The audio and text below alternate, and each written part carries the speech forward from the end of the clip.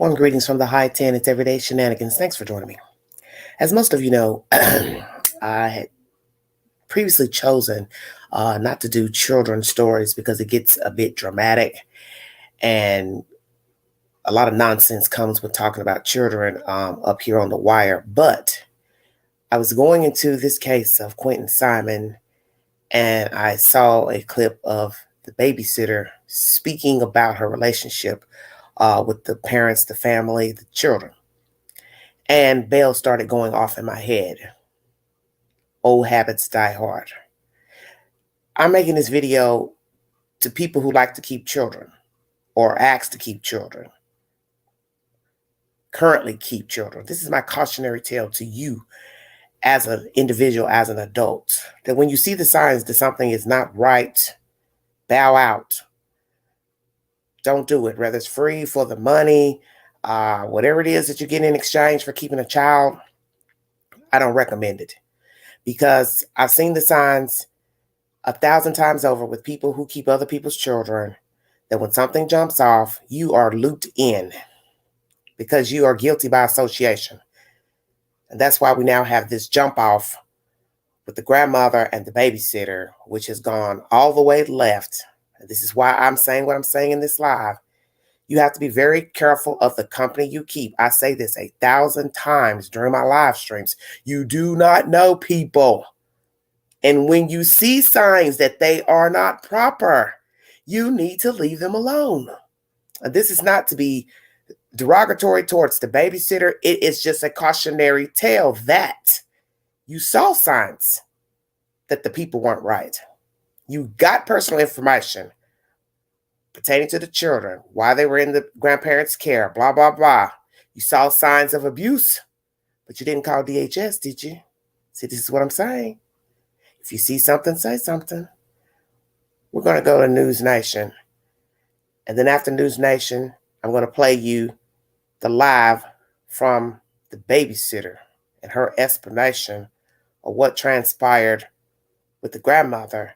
And then I will finish my commentary. Thank you so much for joining me. If you'd like to donate to this great network, $McGangie, 129 Cash App. All chats and stickers are welcome during this live. Thank you so much for joining me. Newsnation senior national correspondent Brian Quinton is live. Brian, I know police just held a press conference a few hours ago. What did we learn? Well, Nicole, they are now calling this a criminal investigation. It just does not add up. How does a toddler go missing from a playpen? There are now 40 FBI agents in the Savannah area looking for this little boy. New today, you can hear the sound of a pump coming from the yard where 20-month-old Quinton Simon was last seen near Savannah, Georgia. It appears police are now draining a swimming pool as the search for the missing toddler intensifies. And we are continuing to use every investigative resource available for us to locate little Quinton. We have conducted multiple interviews, executed multiple search warrants, and we've canvassed numerous specific geographic areas. Police say little Quinton's mother told them she last saw him in his playpen around 6 a.m. Wednesday. The FBI is involved, and authorities have spent the last 5 days extensively searching the area near the family's home. I need proof now. Everybody that knows anything, anybody. I think he's just a baby. Quinton's grandparents say the boy's mother's story does not make sense. She's lied to us so many times, and I don't know, it's just bad to say, but she just likes to lie. Police have been to the family's house before. According to police reports, family members say Quinton's mom has a history of stealing and using the money to buy drugs. Quinton's babysitter told News Nation station WSAV she heard from Quinton's mom early Wednesday morning when she said she didn't have to watch Quinton that day. I get a text at 9 o'clock saying, "Have I seen Quinton?" I immediately go to their house. I try to help them look. They didn't want that. My heart is broken. I'm not his mother. I'm not his family, but I love him very much. And I just don't know what could happen. The police did a really good job of looking. And where does a 1-year-old go? They've covered a lot of ground. Okay, so again, police now saying that this is a criminal investigation. The police chief this afternoon said they are making progress, but he would not give details, saying he did not want to compromise the investigation. Nicole? Yeah, we certainly hope Quinton is found safe. Brian, thank you. All right, everybody. That's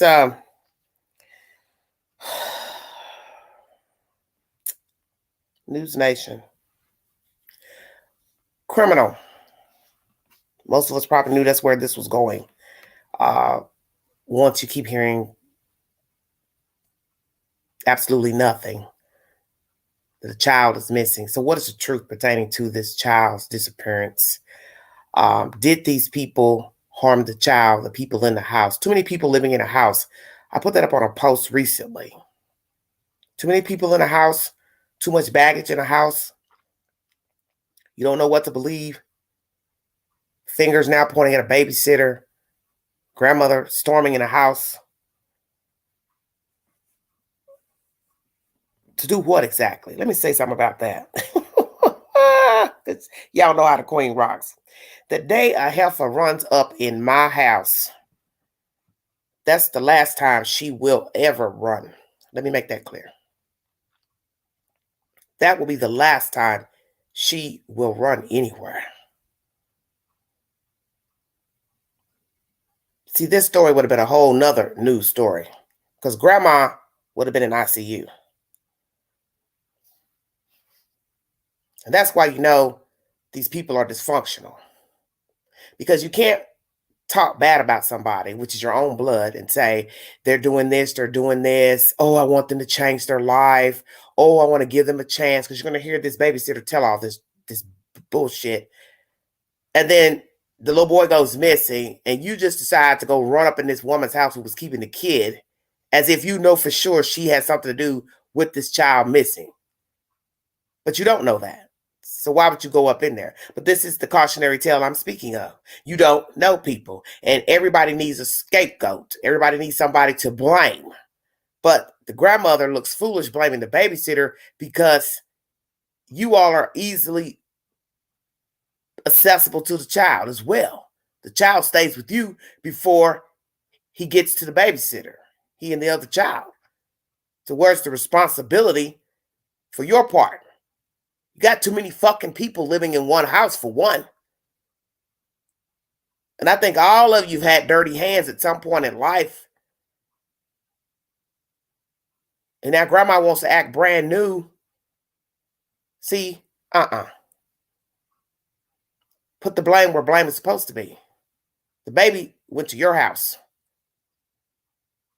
that night.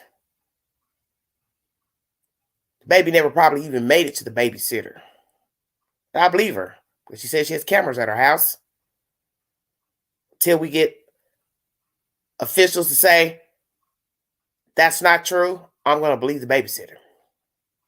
Because only a fool's going to sit up here and say, oh, I got cameras in my house, knowing that they're going to check the cameras. And if they're not working on that said morning that the child's supposed to be there, how's that going to look? This is a bunch of bull. But this is what I'm talking about. Fooling with people that you see are not proper. You've seen the signs that the children were neglected. Bruises, bruise marks, whatever, and yet you still kept keeping those kids. And this is where you're going to fuck yourself up. You're keeping them all damn day. From 5-something in the morning till 6:30. That's too damn long to keep a fucking kid. That's too long. I would have specifically told all them heathens, hey, by 2:30, you got to get your children. You got to get your kids. I got a life too. I have my own children. See, it was the perfect setup for BS. Because she knew too much. I keep trying to tell you all to stay woke. Who would be the perfect person to set up? The person that keeps the damn kids. You don't even know if this was done on purpose. To blame the babysitter. But where they're going to mess up if they stupidly sent that lady a text. And it could be verified that it came from one of their phones. Because only a fool would send a text to a babysitter saying the children aren't coming in. And then you already got the kids missing. So then you send the text to the babysitter, fall asleep or do whatever the hell you all were doing for 4 hours. And then when she comes over, help find the kids, that's when you decide to call the damn police. Yeah, we're going to talk about all that. This is crazy nonsense. All I'm saying is be careful of the company you keep. I wouldn't keep anybody's kids. I just wouldn't do it. $30 a day? Nah. No, thank you. Wouldn't waste my breath. Wouldn't waste my breath. It's just a bad business. Too many bad signs were there. Bruising, not bringing food, not bringing diapers. Children playing outside alone. Typical cupcake syndrome. But let everybody tell it, no, don't say anything bad about the mom. It's not their fault. What did I tell you about little kids outside playing all day? Toddlers don't have any business roaming around all day outside. Because that's what a pedophile is looking for, a sadist is looking for, that one opportunity to get your kid. And they're watching, just like you, oblivious, think it's okay to let your kids wander around the yard and all that. Well, some psycho sickos walking around thinking, hey, that kid's outside a lot. Jesus Christ, what is wrong with these people? Stupid. Just stupid. 1 second, you guys.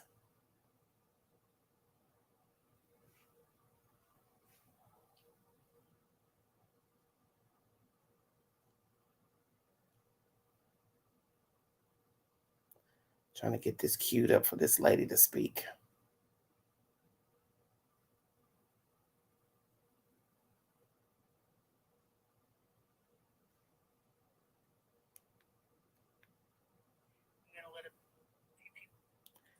Hold on. Yeah, it is crazy.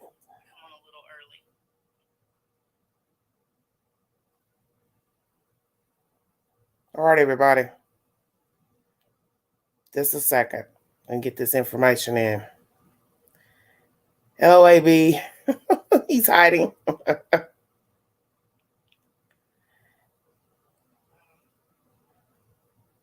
Sad to me. Very sad. Like I said on my Facebook, I'm not coming on here to start drama. I'm not an attention seeker. So I don't want anyone to think that, like I'm not. And I wasn't even going to say anything until what happened today. And this is not directly about Quinton. I don't know any more than y'all do know about Baby Q. It's just something that happened today that I wanted to get straight, clear the air. Stand up for myself, definitely. So, what time is it? What time is it? Okay. I got just a few more minutes, guys. I told everybody 8, but I wanted to go ahead and let some people get on.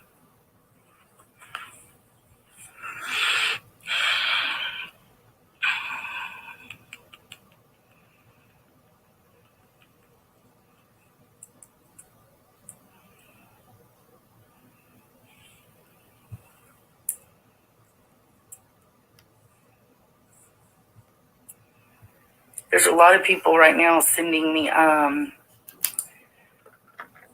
requests. Honestly, I don't know how to get off and then accept it and get on, so I'm just going to stay on here.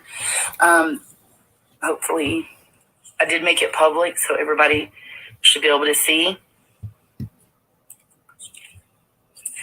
Someone just sent me a message saying when you get on, if you put at everyone, then it'll share with everyone.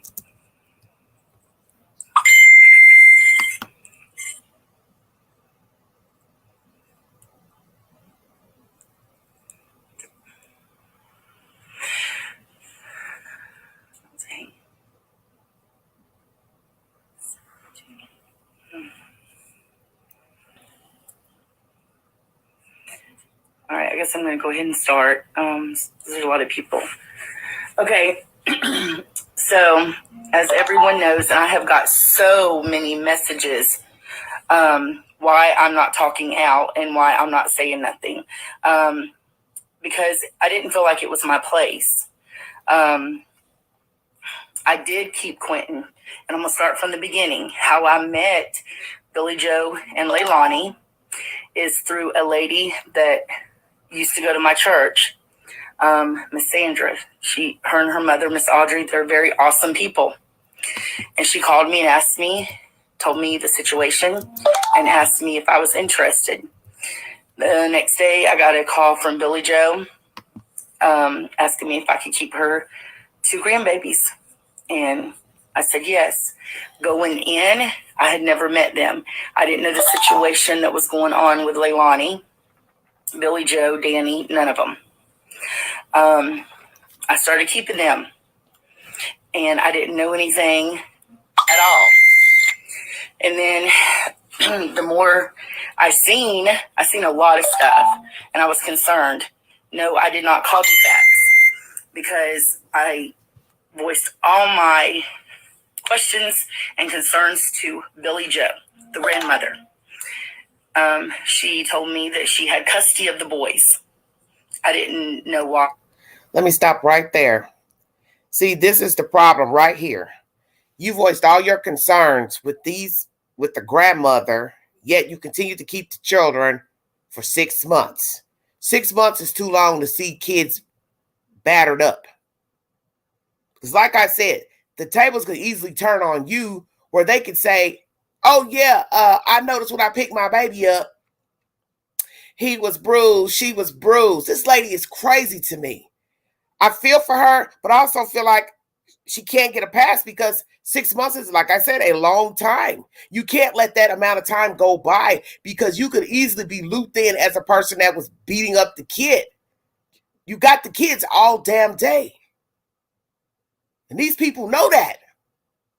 So they could be taking that baby, swinging them around and pinching them and doing all type of stuff, punching the kids, and then drop them off with you. And they're looking at you like, you're a fucking dodo bird. You're taking the kids and you see that they're battered.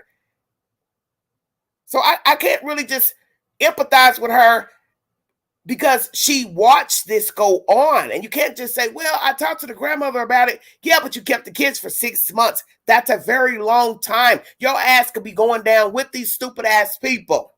That's what you're not thinking about. You're keeping these kids all day. Sun ain't even up when you were keeping these kids. Sun's going down when you get them out of your house. They could say anything. Yeah, she's pinching my baby. I've seen bruise marks around here, the arm and the elbow and the neck. Man, come on. Those kids would have went right back. First time I saw anything crazy. And hell yeah, you call DHS. Why not? You don't want to be sitting up there trying to explain to DHS what the hell is going on because they're going to look at you too. That's why this lady is not all there mentally. She's not processing the situation. She's thinking, well, I don't want to be mean. I don't want to call DHS, but my goodness.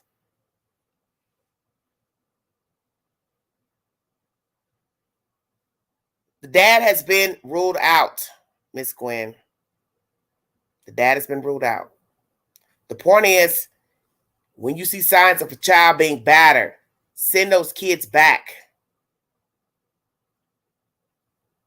You take pictures. You document, hey, this is how they came when they got here.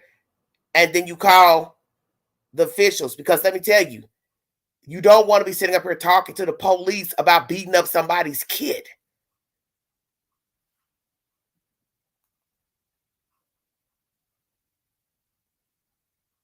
Why? She didn't tell me that.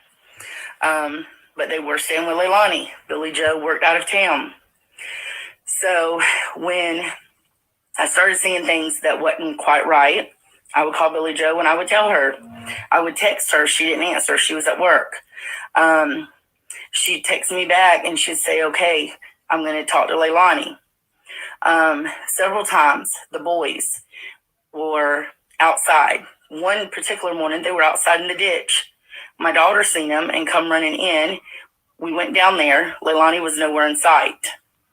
I called Billy Joe. She got in contact with Leilani. Leilani was home. She was just in the house somewhere. They would drop them off with no diapers. They would drop them off with no pull-ups. And when the baby came, Sky, they wouldn't send no milk. 2 days, I had to call Danny because Leilani wouldn't answer me, which is her fiance, to bring me milk for Sky. See, right there, bingo card. Why should I have to call you to ask you or your boyfriend or whomever to bring milk, bring diapers? See, this is what I'm saying. This was an all occurrence, obviously. A strong-minded person will tell the person day one. They're looking in the bag to see what they have. When it's infants, they have their own food. So therefore, you don't have to supply the food. If indeed they're toddlers, you and the parent will decide who's going to supply the food, either you or the parents. What would you take an infant without damn milk? I'll wait. Diapers. I'm not getting ready to let you drop those kids off, then I got to call you back and say, hey, where are the diapers? Hey, where's the milk? See, these people were negligent then. So now you have to use deduction, common sense. That means, were they being fed at home? Were they had access to diapers at the house? Because if you didn't bring the diapers to me, you don't think to bring the diapers to me, I'm the one keeping your kid all day, then what the fuck would your kids be wearing at the house? I'm telling you all, you got to stay woke. I blame the grandmama too, because guess what? She has custody of the children. So therefore, you had to see the bruises because you're the one who has custody. Bingo card. They're all looped in. Don't y'all see this? They're all looped in. You think the FBI and DHS haven't asked the grandmother, ma'am, you didn't notice anything wrong with the children? The babysitter said they had bruises on them. What's your response to that? I don't know. I don't know what she's talking about. Man, this is the perfect setup. Golly. Lord have mercy. The blind leading the blind. I'm done. Thank you for joining me. I kept texting Billy Joe. My daughter took pictures. This October. Sorry about that intermission. This is wicked. She should have sent those kids back, man. She should have never kept those kids.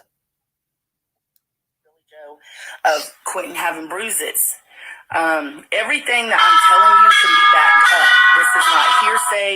This is not me trying to get attention. Who wants to get attention over a baby?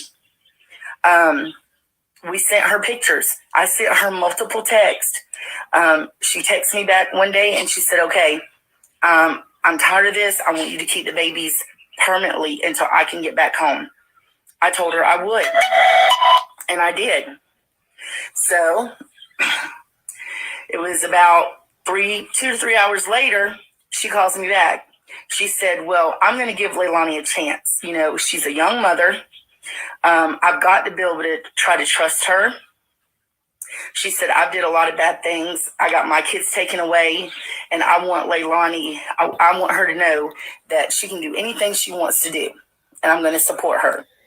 Bingo card. Generational curse. Why were your children removed, ma'am?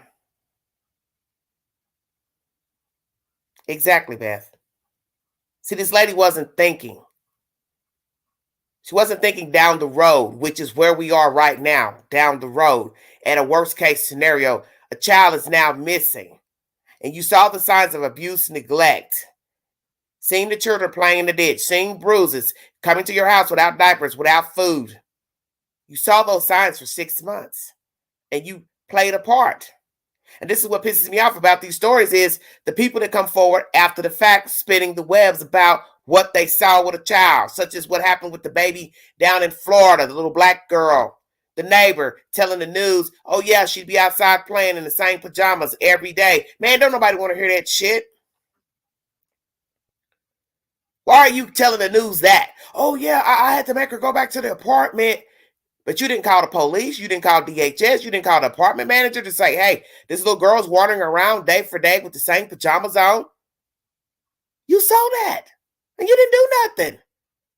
Then she goes missing. Then she's found dead in Alabama. Thrown out in the fucking woods like trash. And then when it hits the news, here you come giving your version of sending the little girl back to the apartment alone. You could have saved that kid's life. You could have saved her life. And the other lady who said she offered the mother babysitting services, you're just as guilty.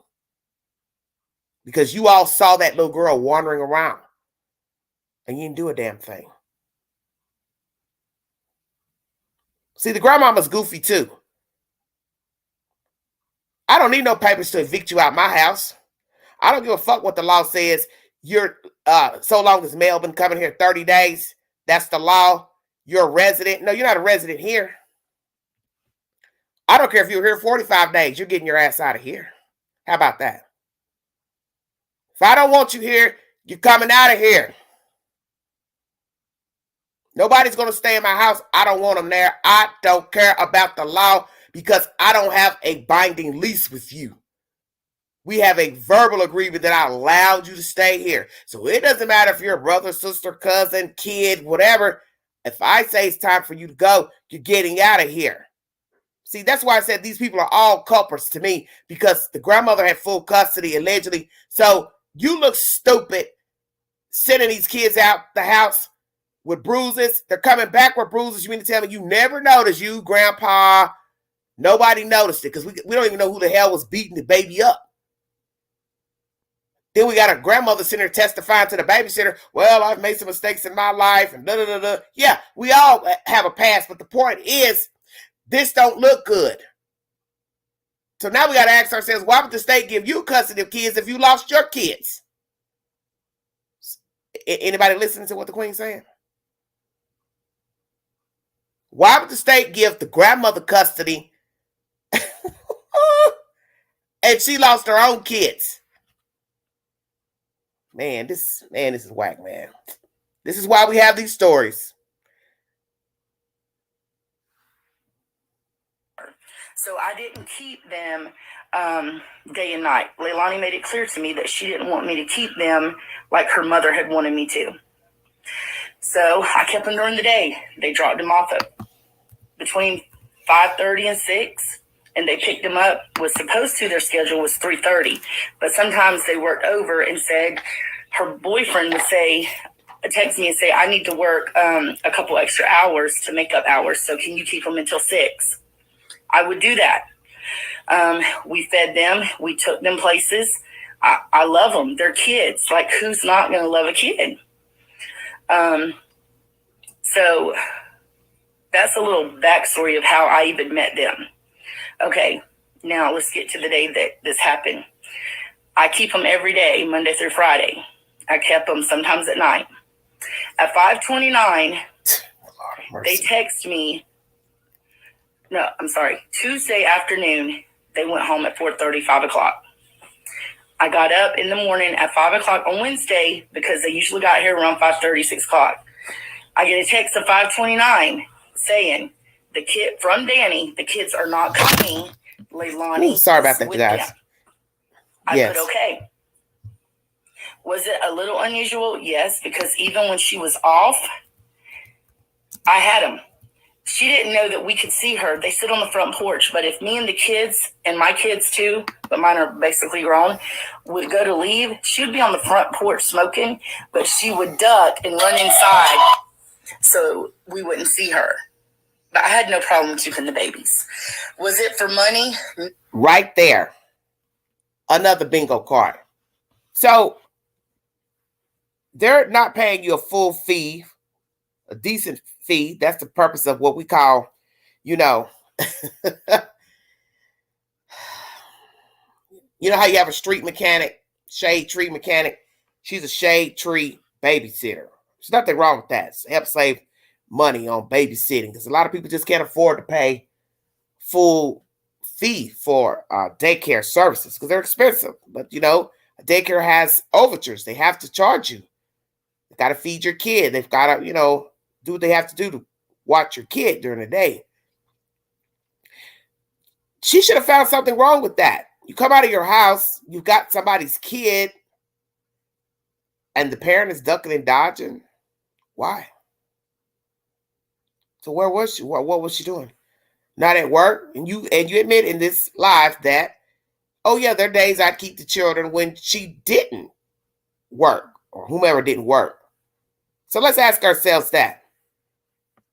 Why not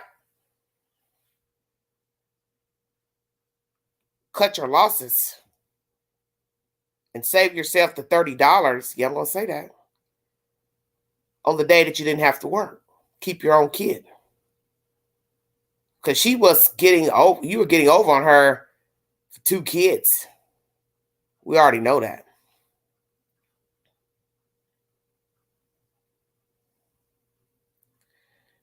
Well, Linda, all that's going to probably come out about how these people are actually living in this house. So this is why I keep trying to tell people you don't know people. Just like you don't know this babysitter, you don't know anybody.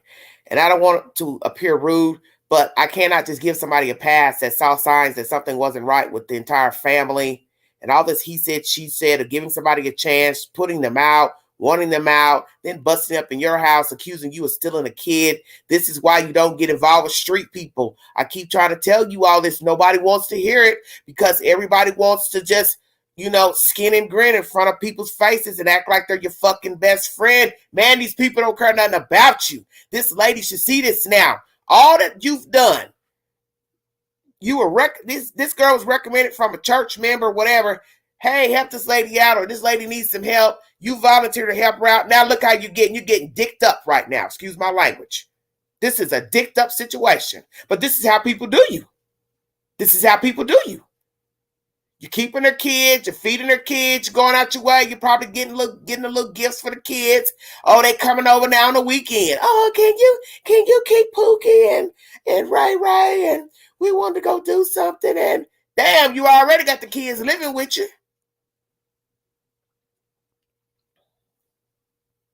You already got the kids, man, from before the crows crowing till almost dark. Because in the wintertime, 6:30 it'll be dark. Read between the lines. They didn't want to be bothered. If you saw that chick sitting on her porch smoking a cigarette, she should have had her kids. What do I look like having your kid and you're sitting up here lounging in your damn pajamas on your front porch while I got your kid? No, come get your kid. Pay me to keep your kid on the day you and boyfriend got to work. Grandma, whoever. Say what? Not to mention naming the boy after her brother who's serving time for murder. Oh, Lord, Brittany, y'all be. See, that's why I didn't want to get in all this. That's why I didn't want to get in all this. Let me get back to this. Let this girl finish talking. I can't with all this. This is too much. No, it wasn't. I charged them. I didn't even charge them for Sky. I charged them for the 2 boys, and it was $15 a piece. Okay, thank you, Jasmine.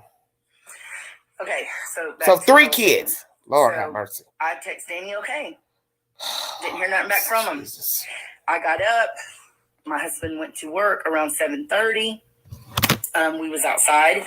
My son also lives on this road, so he was going to work as well around 8:30. From 7:30 until 8:30, we was outside. We did not see Quinton. Nowhere. Okay. So then me and my girls, we go to McDonald's. They wanted McDonald's. I live on Chatham Parkway. The McDonald's is literally right down the road. On our way back, I get a text from Danny. He says, have you seen Quinton? I said, no, why? Well, immediately I called him.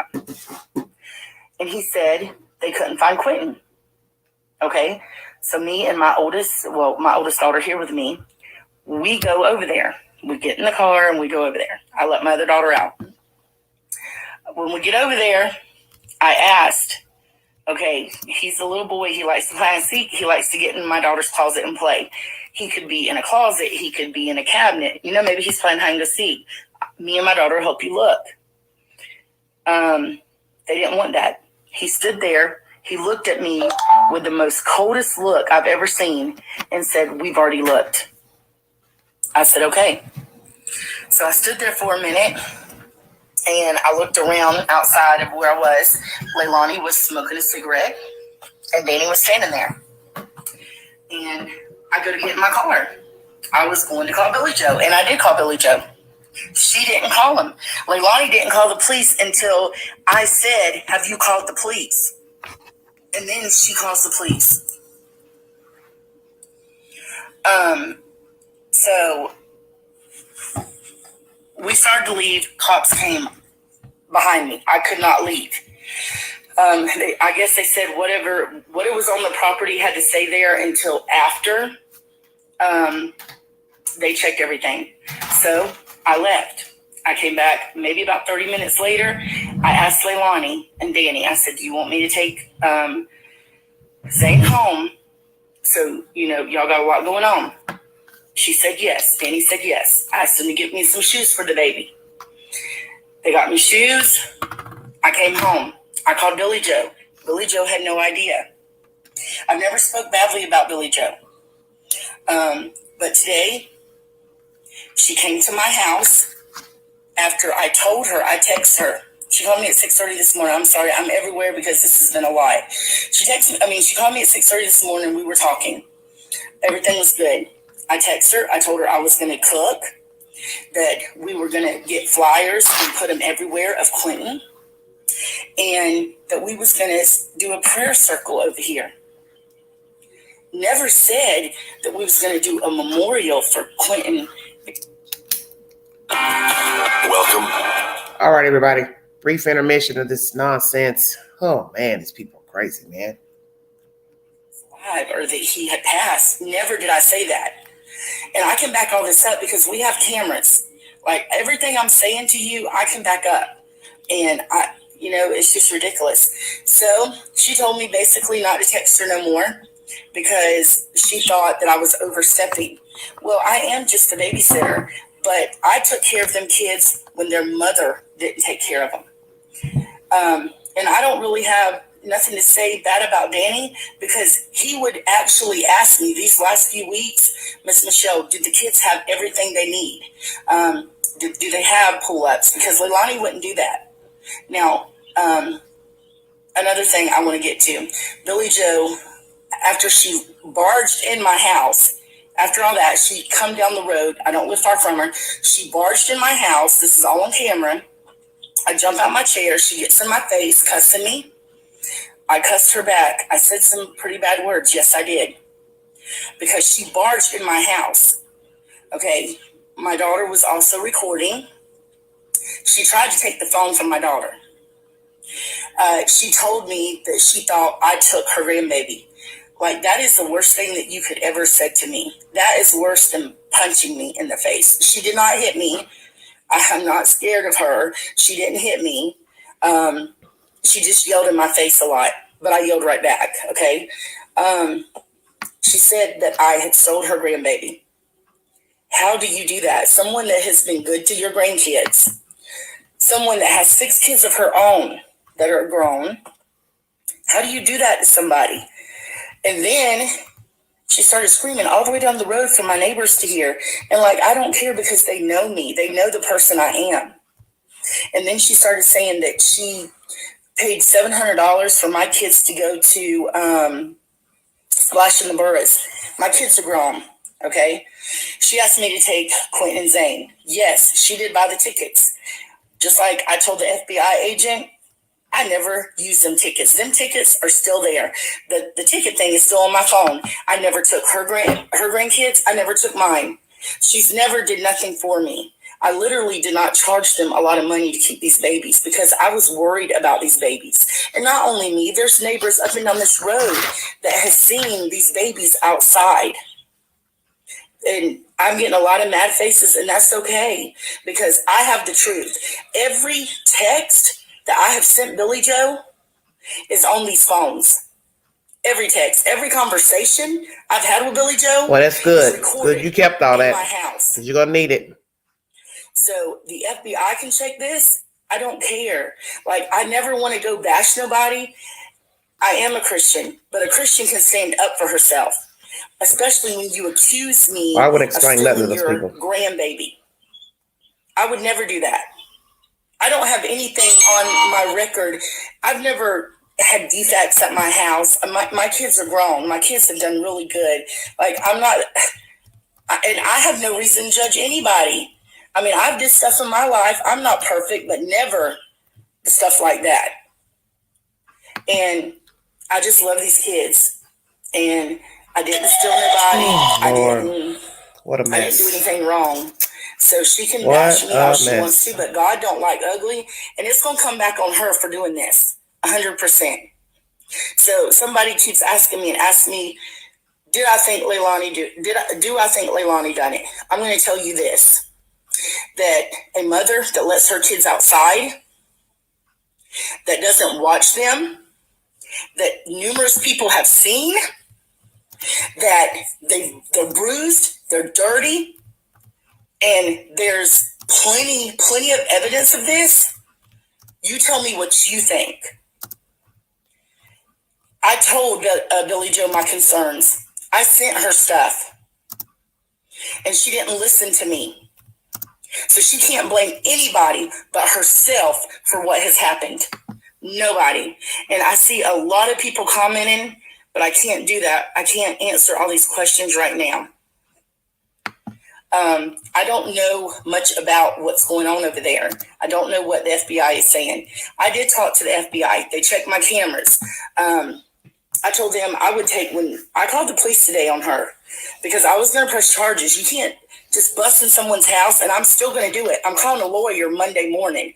You can't just bust in someone's house and then try to take their daughter's cell phone and hit their hand. You can't do that. Like, that's not allowed. But this has got out of hand. This is about Quinton. This is about Monkey. And yes, I am just a babysitter, I guess. But I watched out for them kids more than their mother ever did. So you can say what you want about me. Have all the opinions you want. But it doesn't matter because I know the truth. And other people know the truth. And that is exactly what I wanted to say. That's it. I'm praying that Quinton is still alive. I'm hoping he is. And I would love to just be able to see his face. He is a precious child. So is Zane. So is Sky. Yes, Beth, that's true. Do you have a pile of Amazon boxes stacked up? No, I don't have a pile of Amazon boxes stacked up. Golly. Hold on, you guys. Let her finish. But I know what they went through. I know what their mother didn't do for these kids. And she didn't. So this is what I wanted to say. I wanted to come on here and say that Billy Joe can spread all the lies that she wants about me. It is about finding this baby, this precious baby. And you know what? God is in this situation. God knows. I don't know what happened. God does.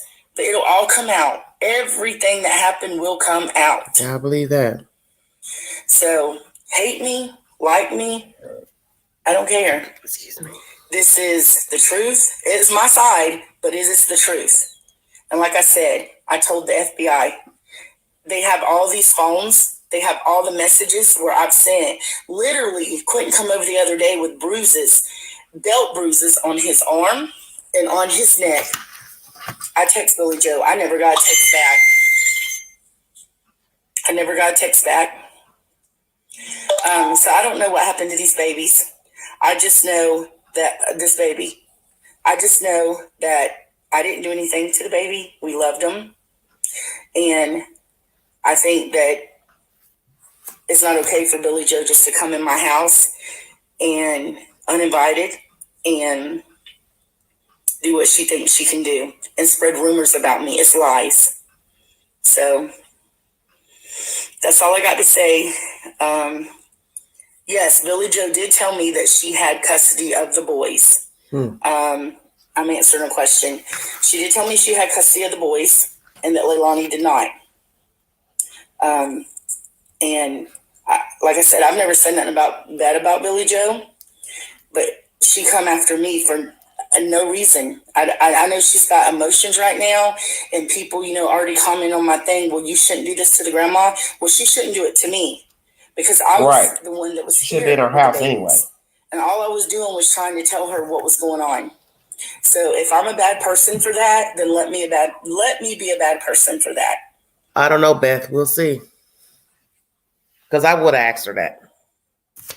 Could I go through the timeline again? Okay, at 5:29, I got a text on Wednesday morning saying that from Danny that they was not coming. Leilani was with them. Then at 9 o'clock, I got a text from Danny asking me if I had seen him. I said no. I called him immediately. He said they couldn't find him. I went over to their house. She did not end up calling the police until after I got there. It was about, I think it was about 9:35, 9:40 when they finally called the police. Set up. And literally that's all I know. All I know is what I seen, and not just me. It's more people down here, this road. What I seen when they were with Leilani. That's what I seen. I never said that I was their mother. I'm not their mother. I'm just someone that cares. That's it. I'm just someone that cares. And sometimes I think that gets me in trouble because I care too much. But got involved with the wrong people. But yes, that's all I got to say. I just wanted to set the record straight. I just wanted everyone to know what was going on.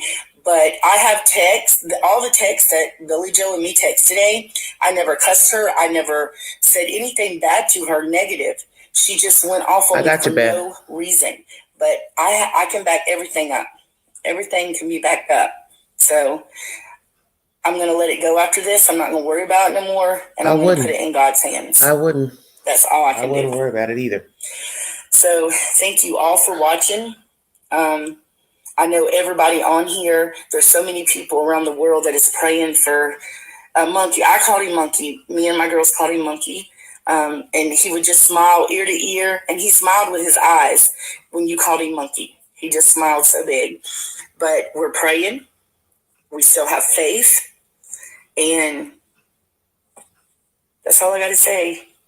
But thank you guys that joined. Thank you for the positive remarks that's been coming in. And thank you to those who just are bashing me. It's okay. I know. So, all right. Well, I hope y'all guys have a good night. If you have any more questions, I can try to answer them in my message. This is really just overwhelming to me, everything that's going on. Yes, ma'am. I do not think Billy Joe is innocent because, like I said, I got in contact with her several times about what was going on. Interesting. And I never said that before. I don't think she's innocent. But if you're going to blame me for this, and I've been so good to your grandkids, I'm going to tell you how I feel. I feel like you should have come when I text you all them things and told you what was going on, because them babies needed you. And you wasn't there. So, yes, that is not my truth. That is the truth. So, y'all guys have a good night.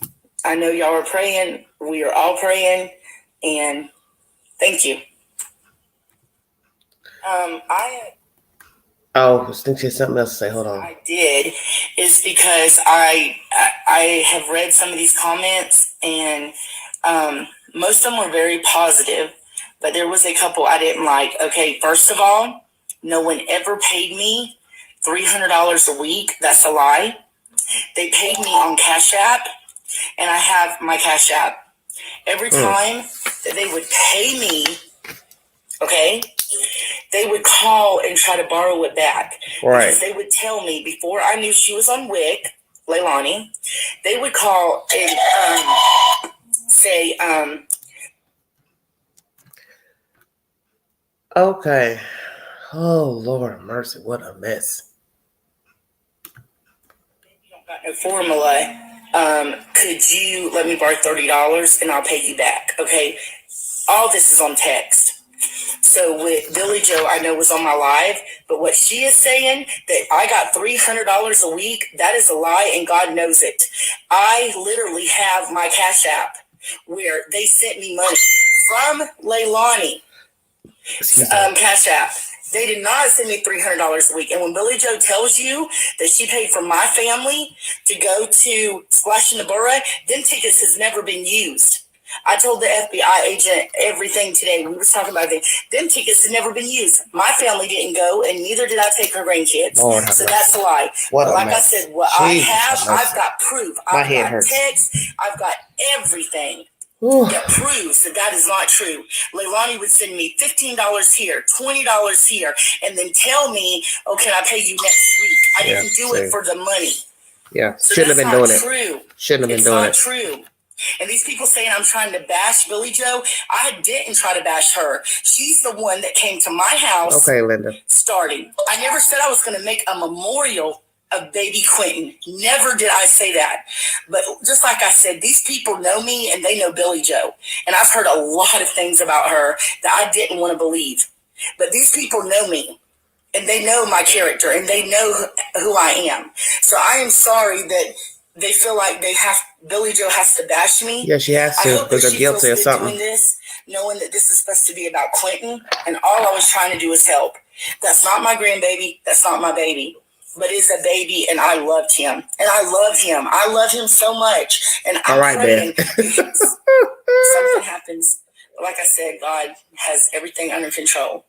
And no one paid me $300 a week. And I did clean her house. Yes, it is, Bree. Yes, it is. She paid me. But I got pictures of that, too. See, I always take, because I do clean houses before and after pictures. And that $150, I earned it. I earned it. So, like I said, I have text, I have everything to prove and back up what I'm saying. Everything. So no one balance. She paid me $300 who was on my live. No, I never got paid that. No one can say I'm bashing her because I didn't want to do this. I did it to it's on now though. Let people know that what she was saying about me was a lie. But I already know that they do. And so I'm drunk from listening to this. Like, I'm not gonna worry about this. I'm gonna let it go. Ooh. I'm gonna continue to pray. Damn. That Monkey comes home to them and that he's okay. That's what I'm gonna do. But I just wanted to set the record straight. Billy Joe has never paid me $300. She sent $300 one time in my Cash App because I got the text where I texted her and told her these babies had no diapers, no pull-ups, or nothing. Yes. I did, and she sent it, and she sent me money to get them clothes, and I sent her pictures of the clothes. That's crazy. For what? They live with you. This is crazy. Over here, they was oh my God, I can't. And I never said that they were dirty. I even said when Billy Joe was home. Are you hearing this, Brittany? It was clean. Yes. It was clean. So see, absolutely. Oh my God. She never did anything that she said. But like I said, she's got the text on her phone. She knows. We all got texts. She knows. They're going to pull all that up anyway. And I really hated doing this because Miss Sandra is an awesome person. And like I said, I didn't know Billy Joe and them. I met them through Miss Sandra. Yeah. So. Bad dealings, honey. Bad dealings. Whoever is texting me these things, it's not true. But like I said, it'll all come out. Everything will come out. And if you have questions, text me, and I will answer your questions. I wouldn't respond. But I just seen, Billy Joe coming on here saying that, and it just really... Mistake number one, don't respond to that shit messenger. And, I'm getting things on here, oh, you're a Christian, you shouldn't be doing this. I'm not. I'm a Christian, but I can take up for myself. Oh, everybody kills me with that. So I'm done, but thank you guys. When is being a Christian? You're not supposed to defend yourself. I get that. Let me start with my commentary so I can let you all speak because I don't want to be the only one talking. As I said, I did this live as a cautionary tale for those of you who like to keep children, those of you who like to babysit relatives' children, strangers' children. You don't know people. She's been told that she's overstepping her bounds with allegedly saying, setting up a memorial. She denies all of that. This woman barged in her house, Miss Billy Joe, who's the grandmother. Billy Joe, I'm going to talk to you for a second there, honey. What the fuck is wrong with you barging up into somebody's fucking house? See, Queen knows a fool when she sees one. You all are trying to put the blame on this chick.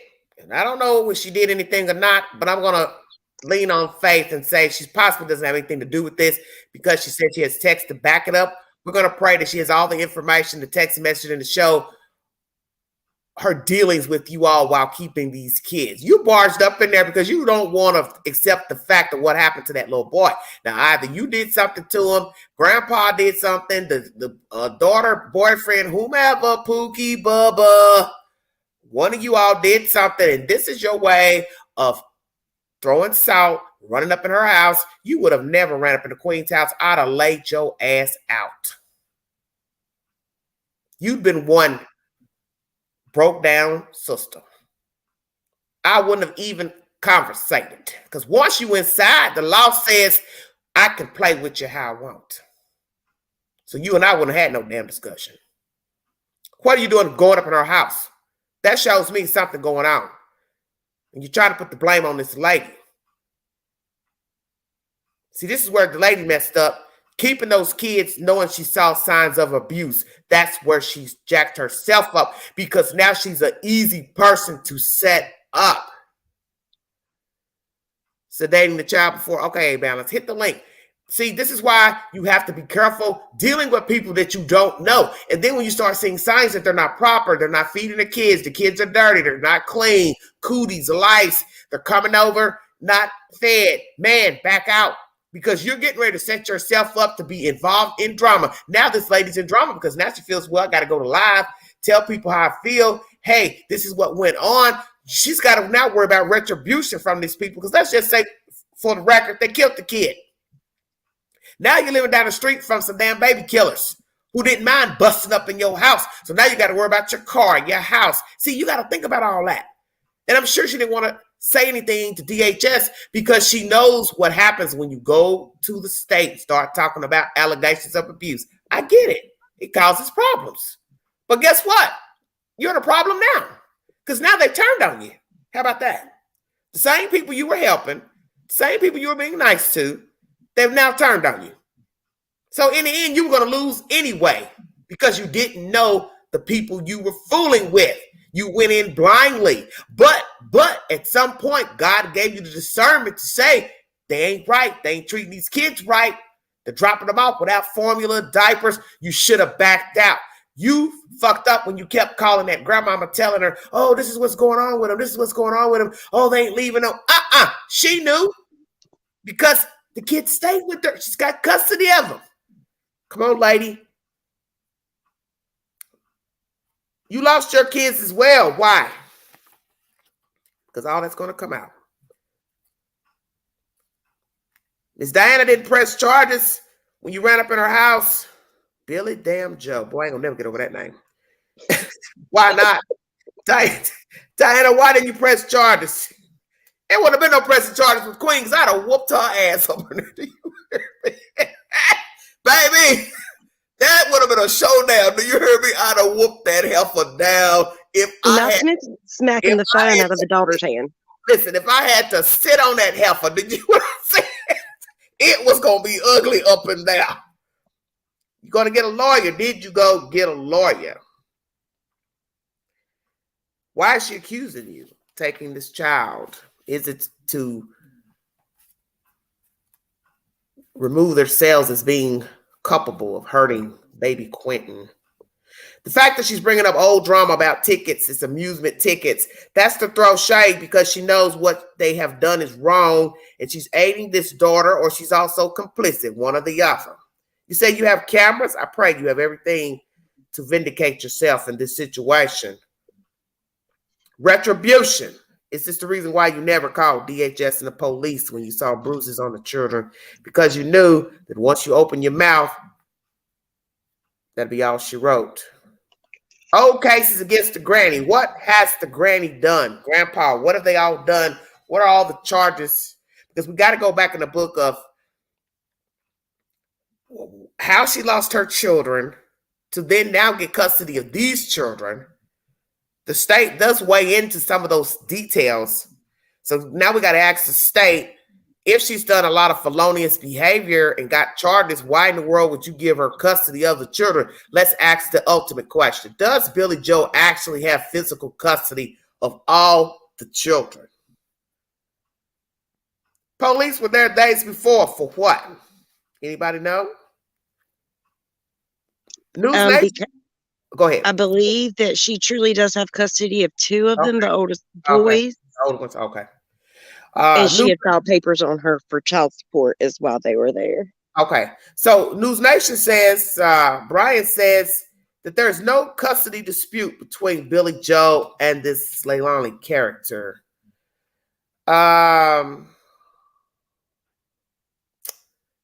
This is some crazy stuff. This mess about $300 a week.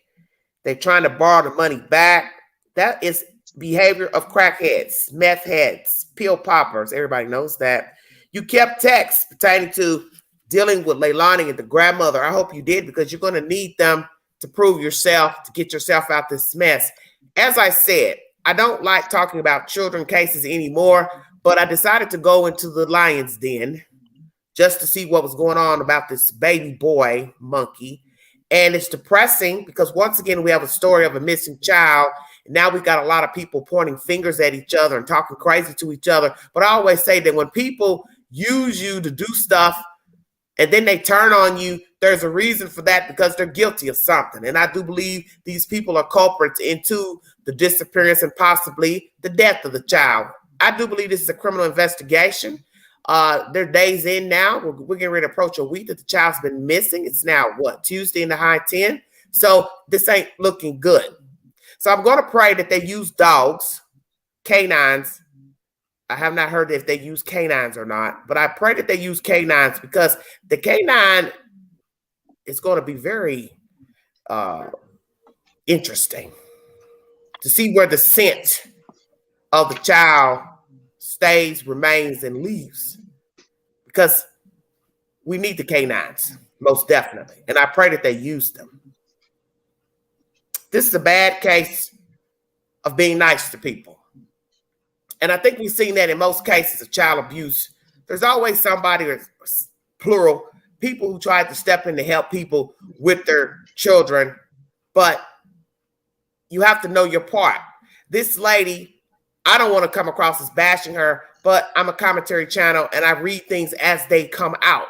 So you have given me this information. I'm not going to sugarcoat what you said, because you're doing what everybody else has done in child abuse cases. You saw the signs that something was wrong and you didn't go to the head knocker, which is police and DHS. You see, had you called police, they would have went and investigated directly to the house. The story would be over with. The kids would possibly have been removed and in foster care. And yes, we know there's a chance that the children could possibly go into a home that's no better than where they're at, but it's neither here nor there. It's principle. You do what you have to do at that time that you think is right. And you allowed this case to exacerbate by continuing to keep the kids. See, I'm not going to keep keeping your kid and they're coming to me with bruises. Hell no. I'm not going to watch nobody's baby with no bruise marks, black eyes, they're limping, all that type of crazy nonsense. I'm not going to do it because I know how this is going to end up. Eventually, I will be accused of abusing the kid. This is how it goes. That's why that Billy Joe character rushed up in your house, because they need a scapegoat. You're the scapegoat. Now you got to go on Facebook Live to try to vindicate yourself to a bunch of people that this shit don't even matter to. You don't owe anybody an explanation about nothing. But I get it. You want to clear your name. And 9 times out of 10, you'll probably be cleared by law enforcement and the FBI. But it's just jacked up because you saw the signs. You should have said something. First time they were coming without milk and formula, I'd have told her, don't bring your baby back. I ain't got to argue with you. This is my house. I don't owe you nothing. Remember? They ain't paying you enough anyway, so it shouldn't have been no problem. Hey, you're not bringing formula. You're not bringing diapers. You can't bring your kid here. 2, asking for the money back. Hell no, I ain't giving you no money. I'm keeping your kids all damn day. I got to give you the money back? You're borrowing the money? That is crackhead, dope fiend behavior.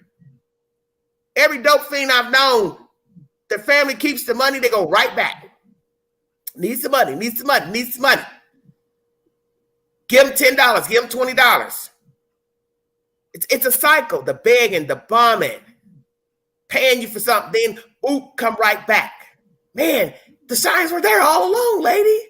So now I got to ask myself this. Did you know that the mother, father, or a boyfriend or whomever were using drugs? See, because that's where you're going to really fuck yourself up when they talk to you.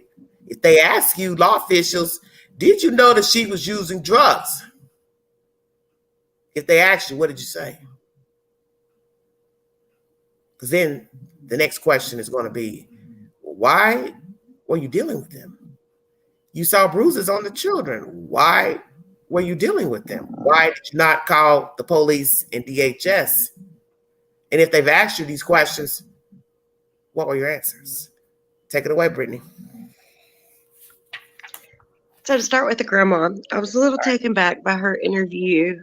Yeah. Where I felt like she was completely honest. I felt like it was very odd, for something so new to come out and the mom to come out, and cry and to say, she doesn't tell the truth. She doesn't make good decisions. Who is Billy Joe speaking of right there? She was speaking of her daughter. Okay. And so then to hear the story with the babysitter now, it almost makes me wonder if she's really just pissed off that the babysitter is out here talking, and that she realizes, because if she truly does have custody, and from what I've seen, she busted in the house before she did the live, correct?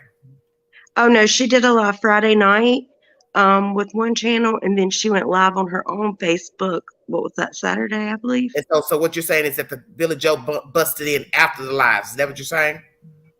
I don't know when she came in. I just felt like possibly she's pissed off that she's out here talking, and then she realizes what she's kind of already said on the news. And if she truly has custody, I would believe that some charges would be coming her way too, regardless. Exactly. And that's where this blame game is coming in. Yep. Let's go mess with the babysitter now. See, this is what I'm saying. This is a jacked up situation, man. This is jacked up all the way around. Yep.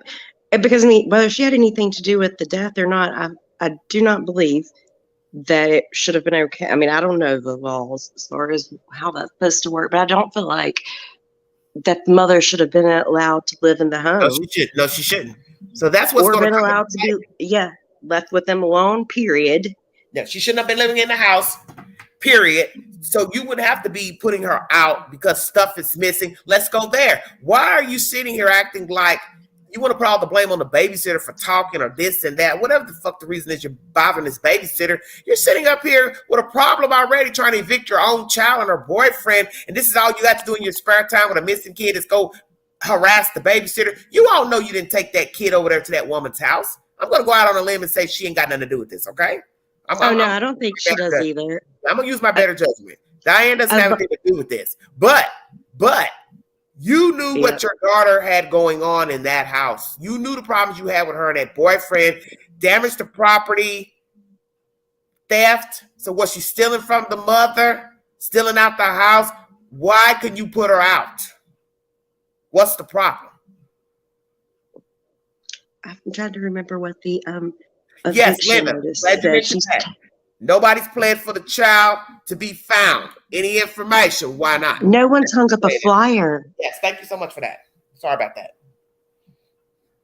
Go ahead, honey. Not a flyer, nothing.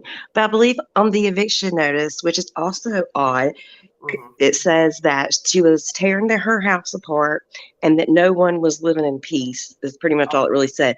But it included the mother, the boyfriend, and the 3 children, which is very confusing if she has custody. And I feel like the custody is legit because it also showed that they were there a week prior. The cops were there a week prior for filing 7 days before. For the mother not paying the child support that was due.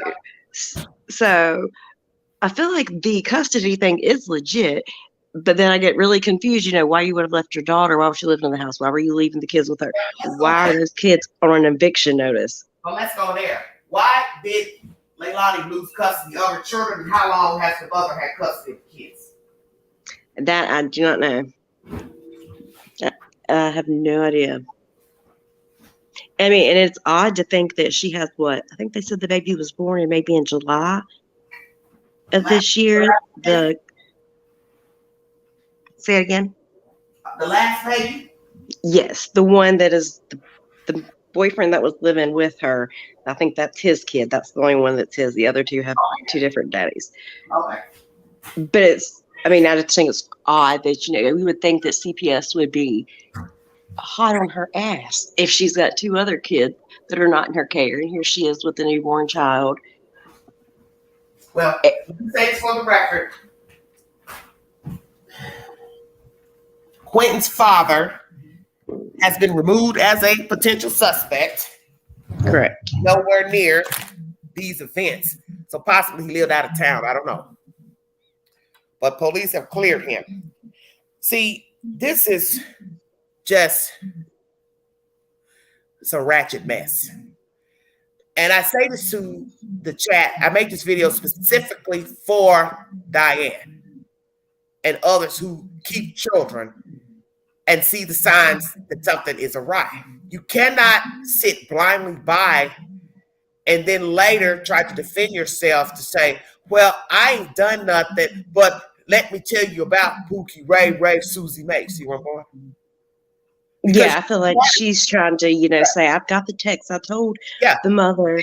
And that's not good enough, unfortunately. Yeah, it's because just not. My thing is this.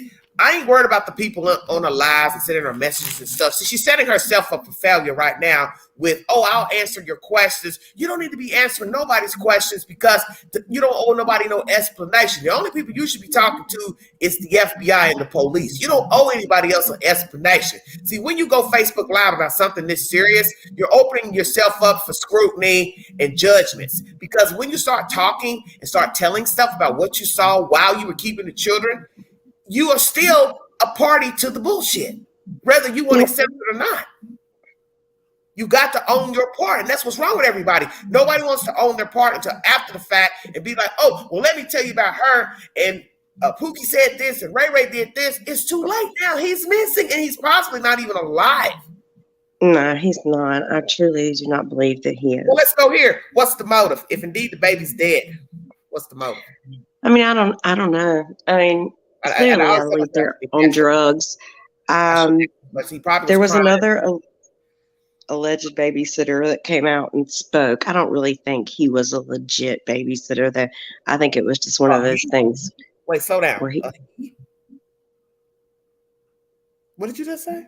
There was a guy that came out and spoke on Friday saying that he kept. Why would a man be keeping?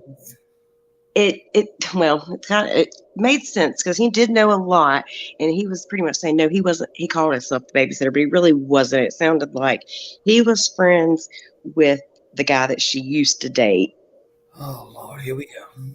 So she only had her one child at that time, and he kind of said the same thing before this lady even came out and spoke. No wipes, no diapers. Yeah. But he said but Billy Joe's playing a part. But listen to what everybody's saying now. Nobody's thinking. You're saying all this shit about her, but she lived in the house with her mother, and the mother had custody, allegedly, of the kids. So that means Billy Joe is a culprit as well. Oh, yeah, I agree. Now, this guy that was speaking, this was previous to her having the other two children. And he was saying that she was known to give NyQuil and things like that. What did you say before the NyQuil comment? What did you say? You said something before the NyQuil comment. I don't know what I said. You were describing something about him, what he was telling about her. Oh, so this would have been before she had the other two kids. So she would have only had, I guess, the 3-year-old at the time that he knew her. And was she living by herself? Where was she living at this time? She was living down the street from where they live now in a trailer that the stepdad owns. Okay, see, this is here we go right here. Once again, we have people coming out after the fact to tell little bitty snippets of Leilani, Billy Joe. It's bad. Yeah, it's bad. I mean, I was blown away when the mother spoke on the news. Because my thing is, why are you going to talk about your daughter like a dog about what she was doing and not doing? Then you flip it over to Diane and say, well, I want her to try to better herself and do this and that. Now we got a whole missing kid. So what are we missing? I don't. A part of me wonders if something happened in the middle of the night. I don't know if maybe she still does the NyQuil thing. I don't even know if that's true. Oh, yeah, and he didn't wake up. And at 6 o'clock, he didn't wake up. 5:30, he didn't wake up. I mean, because the babysitter does say that she's seen him. She kept them the night before. Okay. But do you believe the guy that said, the boyfriend that said he saw the baby at 6 o'clock? I don't know. And that's another thing. So from what it looks like on the maps I've seen, babysitter lives kind of diagonal from them. Mm-hmm. So not directly across the street, but diagonal. You can see the house. And she claims to have all these cameras. And her house looks like it sits at the end of the road, which they would have to go, I'm assuming, go out that way. I don't know. He supposedly leaves for work at 6 o'clock and supposedly went to work. So I'm hoping possibly her cameras picked up something. I don't know. Yeah. I've heard hopefully the other neighbors can afford the doorbell, the Ring cameras, because that's what's going to be very pivotal to who was coming and going out of the house at the time that they brought the children back in the house from Diane's house. So we're going to pray that there is footage of them coming and going. You see, a lot of people don't think about that. When you're doing things, even if you don't have cameras, other people have cameras. That's how a lot of people have been caught lately, not by the phone, but by the damn Ring cameras. Yep. And well, let me ask you this. Interesting about the pool too. Do you think she sent the text? The mother or grandmother sent the text. Who sent the damn text to her? The boyfriend. Okay. I thought they said Simon. Well, it's been on the news a few different ways from what I've read. I've seen it on the news a few different ways about 2 of the calls, actually. But if you go by what the babysitter has said in all of her recordings, she's saying at 5:29, she got the text from the boyfriend. So I don't know. It could have just been his phone number. Technically, the girlfriend could have called. I don't know. Or text and said that they wouldn't be there today. And then I can't remember the exact time, but something around. Don't you find it strange? 4 hours later, the girl goes there to help them find the baby after they text her again saying the baby's missing, which was the setup. They're trying to set that girl up. So they call her to say, have you seen the baby? When they know damn well she ain't seen the baby because she ain't had the kid. So then she goes over there to help. They're setting her up, man. And they told her no, they would not let her look. Exactly. Why not? Why would you know exactly where he is? Why are you sending her a text? Why did you wait? Why didn't you call the police? If he saw him at 6 o'clock, then why didn't you all take the baby over to the babysitter? So that means what? The mother was working or not working. But remember what she says, I keep the baby even when she's not working. Man, they're setting that girl up. They're setting her up. It's definitely a good possibility. I don't think they're going to get away with it. I don't think they are concerned about that babysitter at all. Listen, I see you at 6, the baby, but yet I don't take you over to the house where I'm supposed to be taken. Then hours later, I call the same babysitter to say, have you seen the baby? The Billy Joe or whoever sent the call or whatever text. Makes no sense. Then she goes over there to help. You tell her no. Man, I'm telling you, they're setting that lady up. And she said I don't remember which one of her recordings that she did. She asked them when they called her and asked if they had seen the baby. She, of course, said no and said, have you called the cops? And she said, they said no. And at that point, they hung up and called the cops. They're setting her up. They knew exactly what they were doing. And all of them, I think, are involved. Because, first of all, you don't really have a clear idea of who the hell sent her the damn text originally.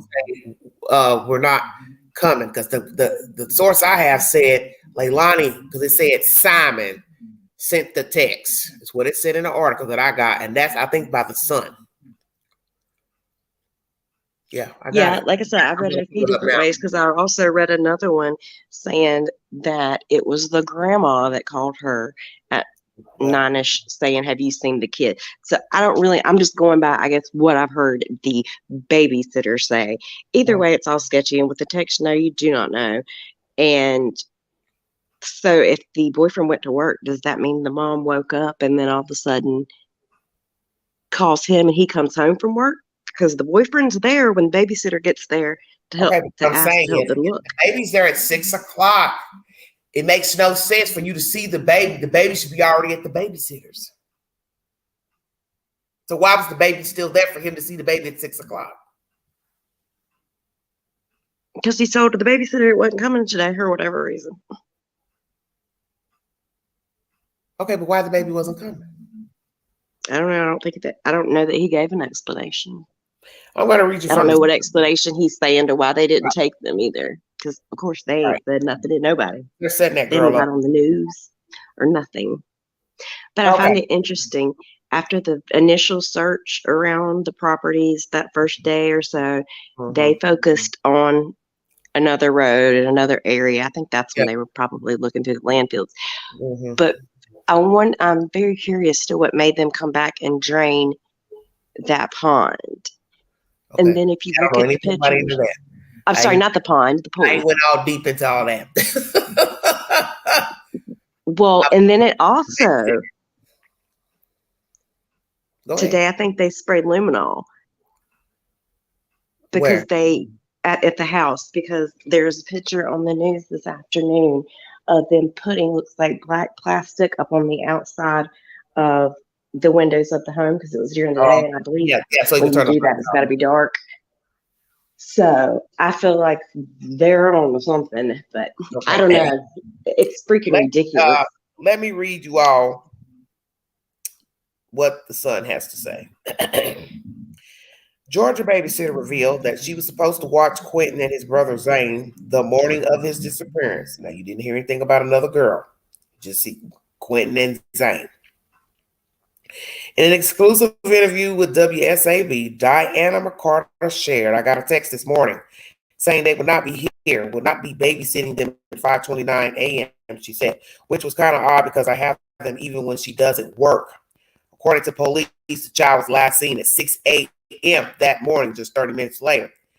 McCarter then revealed she received a text at 9 a.m. asking if she saw the child, and when she tried to help the family search for him, they didn't want that, she claimed. Police have since shared that more than 40 FBI personnel are assisting in the search for Quinton. Okay, this was 22 minutes ago. Police chief does not believe foul play was involved. Chief Halley said he didn't believe any foul play was involved in Quinton's disappearance. As the search continues, the police said it was re-canvassing specific areas of its search. We're not in need of volunteers, but want to keep you informed about our efforts to find the little boy, police said. Let me stop there. Is that the truth, or are they not wanting anyone to think that they could be possibly a suspect? Interesting. The FBI continues that's got to be support since day one. Police can't rule out Quinton was abducted. Police have shared a major update in the search for missing toddler Quinton Simon as the family's internal friction is revealed.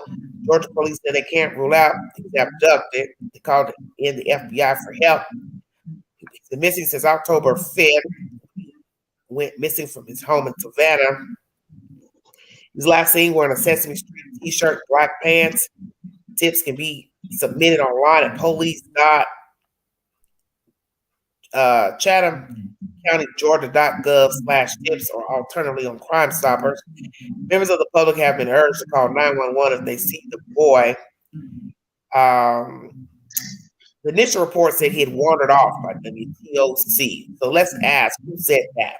Who said he wandered off? Simon's babysitter was provided care to the child for 10 months. Now we go from 6 to 10 months. Okay, here we go. Has been left heartbroken. Ms. McCarter told ABC7 that she's been unable to sleep at night. She described the past few days as horrible. Disappearance is not linked to custody dispute. Cops said that this disappearance doesn't appear to be connected to a custody dispute.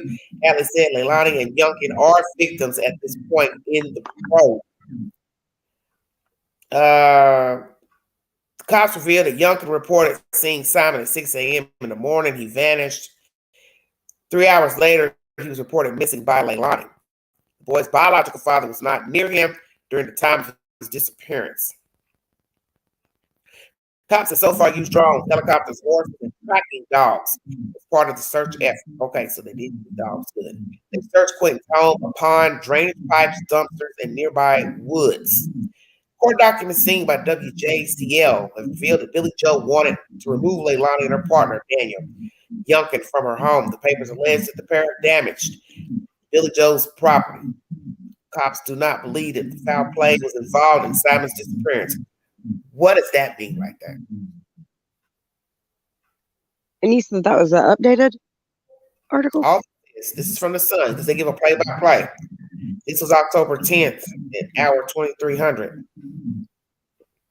about the house being damaged and that foul play was, cops do not believe the foul play was involved in Simon's disappearance. Officers said they plan to recanvass specific areas of the search. So what are they trying to tell us? That somebody gave the child away? What? I don't know. I don't believe that at all. I think they definitely think it's foul play. And I mean, where did a 20-month-year go? He didn't wander too far. Be serious. I just can't believe that. And I mean, out saying she feels that Leilani, 22, appears to have fears about whether she can trust her daughter. Billy Joe Howell told WJCL she hasn't always done the right thing. Sometimes she does really great. Sometimes she doesn't. I don't know what to think right now. But if you don't know what to think, why the hell you bust up in Diana Carter's house? That makes no sense. Little Quinton Simon is 20 months old.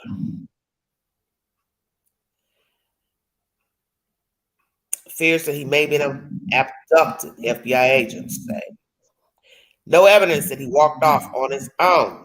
That was the 10th of October, 2100 hours. The searches involved police, drones, helicopters, horses, as I said, tracking dogs.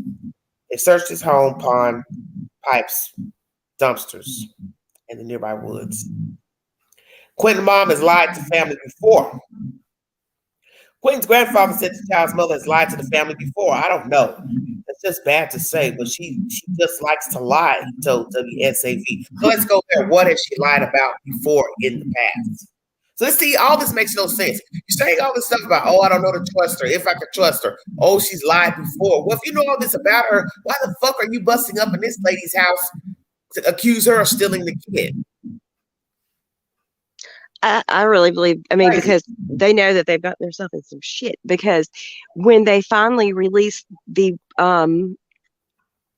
daughter and the boyfriend from questioning, I guess they went back to the home of where the grandparents live. Mm-hmm. The news was still out there and has a recording of them screaming and yelling in the back of the yard. Mm-hmm. So I think the grandma and grandpa know that she did it. Okay. They said the family was at Loggerheads before Quinton. Well, what disappearance? What is that? Loggerheads. The family was at Loggerheads before the disappearance. What is that? A restaurant, amusement park, what? I have no idea. I haven't heard that. Record show Billy Joe Howell. Quinton's grandmother wanted to remove Leilani and her boyfriend, Daniel Youngkin, from her home, requested custody of the 10-month-old and his 3-year-old brother. So why would she request for custody of the 10-month-old and 3-year-old if she already had custody? So I tell anybody, you got to listen. Right, and she filed court papers for her not paying the child support she was supposed to the week before. They showed them all on. Yeah, said move them from her house and said from her home and requested. That's past tense. Custody of the 10-month-old and his 3-year-old brother. So what about the little girl then? Okay, so obviously she requested custody when the one that's now 20 months old was 10 months, right? Oh. Because she only has the one that's missing now, the one that was born in July. Yeah, so that would mean that I guess maybe that would mean she didn't technically lose custody. What a balance Loggerheads at odds, disputing, fighting. Oh, I thought it was a place to go hang out or something. I was confused. Let me read that again. So the family was at Loggerheads before Quinton. Hell, don't use such a stupid word. Just say argument. The hell? Papers claim that the pair of damaged Billy Joe's property, and Leilani allegedly had a history of stealing from the family. She hasn't always done right. Once again, the son repeats everything over and over again. Quinton was last seen at around 6 a.m.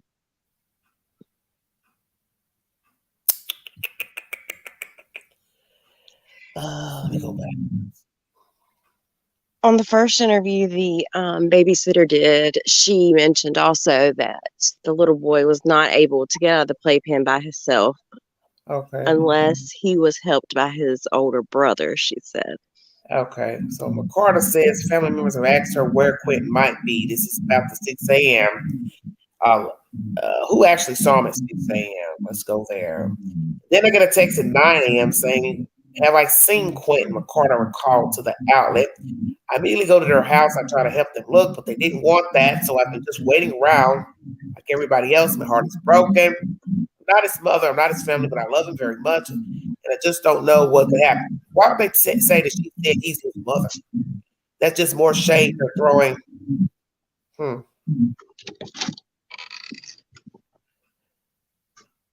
See, right here it says Diana McCarter, who babysat little Quinton and his brother Zane for the past 6 months, revealed that she's got a strange text. See, it's disputing itself. Now, when you go back up to the top of this article, it says she's babysitting for 10 months. See, right here? Wait a minute. Well, and the first interview, she said 10 months too. Maybe it said 10 months old. Well, one of the babies is 10 months old. Maybe there's a discrepancy. Let me see. Hold on. I just want to make sure I'm reading everything correctly. Oh, God, this is so hot. That's why I don't like talking about this stuff, because it's ridiculous. Bad business, bad business. Ooh. See right here, Simon's babysitter, who has provided care to the toddler for 10 months, has been left heartbroken. This is in the U.S. Sun. Then when you scroll down some more, it contradicts what it just said. Keep scrolling. Oh, God. This is not good. Hold on. I just had it here. Quinton and his brother Zane for the past 6 months. Diana McCarter, who babysat little Quinton and his brother Zane for the past 6 months. So, top of the article says 10 months. Middle of the article says 6. What's true? I don't know, because I've heard her state 2 different things as well. Okay, the police has given a press conference and everybody knows. It says, I don't know where they are. Somebody asked, where are the parents? What he told a group of reporters yesterday. I do believe they've been staying at residence, but physically, right now, as I'm talking to you, I don't know where they are. We're going into day 6. 20-month-old. It's not been seen. Oh, God. Everybody's being looked at. Everybody's being interviewed. Just repeating the same thing. Child was reported missing at 9:39. I'm assuming a.m. This is what I found interesting right here when he said, on the day the child was reported missing, Chatham County Police Chief Jeff Hadley said Quinton's mother boyfriend reported seeing him. See, when he woke up at 6 a.m. that day. Hadley added, mother woke up at some other time later and reported the child missing at 9:39. Hello, everybody in the chat. Why are you all waking up? Why is he up at 6 and why is she waking up at 9 something or whatever time? Whatever. We don't even know what time. We don't even know what's the truth. So I think supposedly he leaves for work at 6, and so he was saying when he left for work, the kid was in the pack and play playpen, whatever. I know, but the child is usually at the babysitter by 5:30 or 6. So why would the child be there at 6? Yeah, I'm not sure. Because they're lying. Yeah, they're definitely lying. And then to call the babysitter and ask if you've seen her. I don't know if that comes from. He's been dead. That's why I think he's been dead. Oh, yeah. And I don't. Depending on when it happened, they could have had plenty of time to move him, not just that time frame. That's why I said I'm going to pray that this is possibly, I don't know what's the demographics of the neighborhood, if it's middle class, upper middle, whatever, working class. I'm going to pray that somebody has Ring cameras and saw them coming and going with a bag or whatever, because that's what's going to be the bingo card. Somebody saw them coming and going, because you had to get the child out of there to dispose of the child. So now we got to figure out if indeed the child was already dead, killed, accident, or whatever, deliberately. Somebody had to dispose of the child out of the house. So now that's why I want to know, where did the dogs track the scent of the child? I don't think it tracked it. Well, they didn't really give us any information, I should say, because they're not going to. I mean, they didn't say, not down a dog trail, not none of that. Too many people. Yeah, they said nothing. This is bad, man. Nothing What at I'm all. saying? All the stories are the same. Every fucking day, there's a story about a missing kid, and then you start hearing the stories of what was going on in the house, who had a criminal background, who was doing this, who was wanted. Everybody's always on drugs. It's the same thing. Every story. DHS was involved, had an open case, shut case. So we already know DHS is involved because the grandmother had the children. So that's question number one. Why did the grandmother get custody of the kids? How did Leilani lose custody of the children? Two, did DHS know the mother was still living in the house with her? This is and bad. that could be another thing. Maybe she knew that she wasn't supposed to be living in the house. And when she had this infant, she was trying to give her the benefit of the doubt that she would maybe get herself together. And maybe once she realized these people aren't getting themselves together, is why she went ahead and did the eviction. Her kid. Let's go here. She abused her kids because it had to be bad enough for Billy Joe to get custody. You weren't supposed to be in that damn house. Point blank. No. Mm-mm. It's sick. I mean, I feel bad for the babysitter in a way, I really do. But I feel like that is another reason why she is super upset too, is because she knows that she should have did something. Yeah, she should have did something. I mean, when I heard the belt marks on the neck, Jeff said didn't call the police till after the trash pickup. What are you talking about? Yeah, it was mentioned that I felt like they said someone, a family member, I could be wrong, but it was mentioned that someone had said they felt like she did not call the cops to report the kid missing until after the trash pickup that day. Well, yeah, because trash don't come till about what? 7 in the morning, sometimes 10 on your location. Mm-hmm. And I think they did search the landfill areas and things like that, but Lord have mercy. Yeah, I don't know. Hopefully there's some good ring cameras. Put the child. Who would be stupid enough to put the child in their own damn trash bag? Yeah, that's crazy. I mean, and then would be real stupid. Oh man. And the pool thing, I mean, the pool thing makes me wonder, like, do y'all really think that they didn't do anything? And it was just a cover up, that the kid really, got out while she was sleeping, and they probably could have found it in the pool because they already dove in the pool. Go down. They have a pool? Yes, they drained their pool today, is what I'm saying. Yes. They got a nice size house. I did see the picture of that house the other day. So who are these people? What do they do for a living? What does the mother do for a living? What does the grandfather do for a living? They work out of town doing welding. Yeah, welders. So that means you got custody of children and you're not even there. Bingo card. Right. The daughter's the one dropping the children off at somewhere without Pampers and diapers and milk. Do you see how jacked up this story is? They're all going to go down. Because you're now going to have to explain why, one, the daughter's living there and you got custody of the kids and you're traveling out of town to work. So you're not even there morning, afternoon, or evening, possibly. So now we got to ask, when are you actually home to take care of the children that you have custody of? This is bad. And it's my understanding they've been gone for 3 weeks this time. Oh my God. Yeah, that's a nice size house. I was looking at that house. It's long. It's got look like an upstairs compartment to the house. A little bit of yardage. But Lord, when you got all that kind of craziness, you gotta pay new bills. Say what? I said, but when you got all those people and all that craziness, there ain't a house big enough. Yeah, but it's what you allow.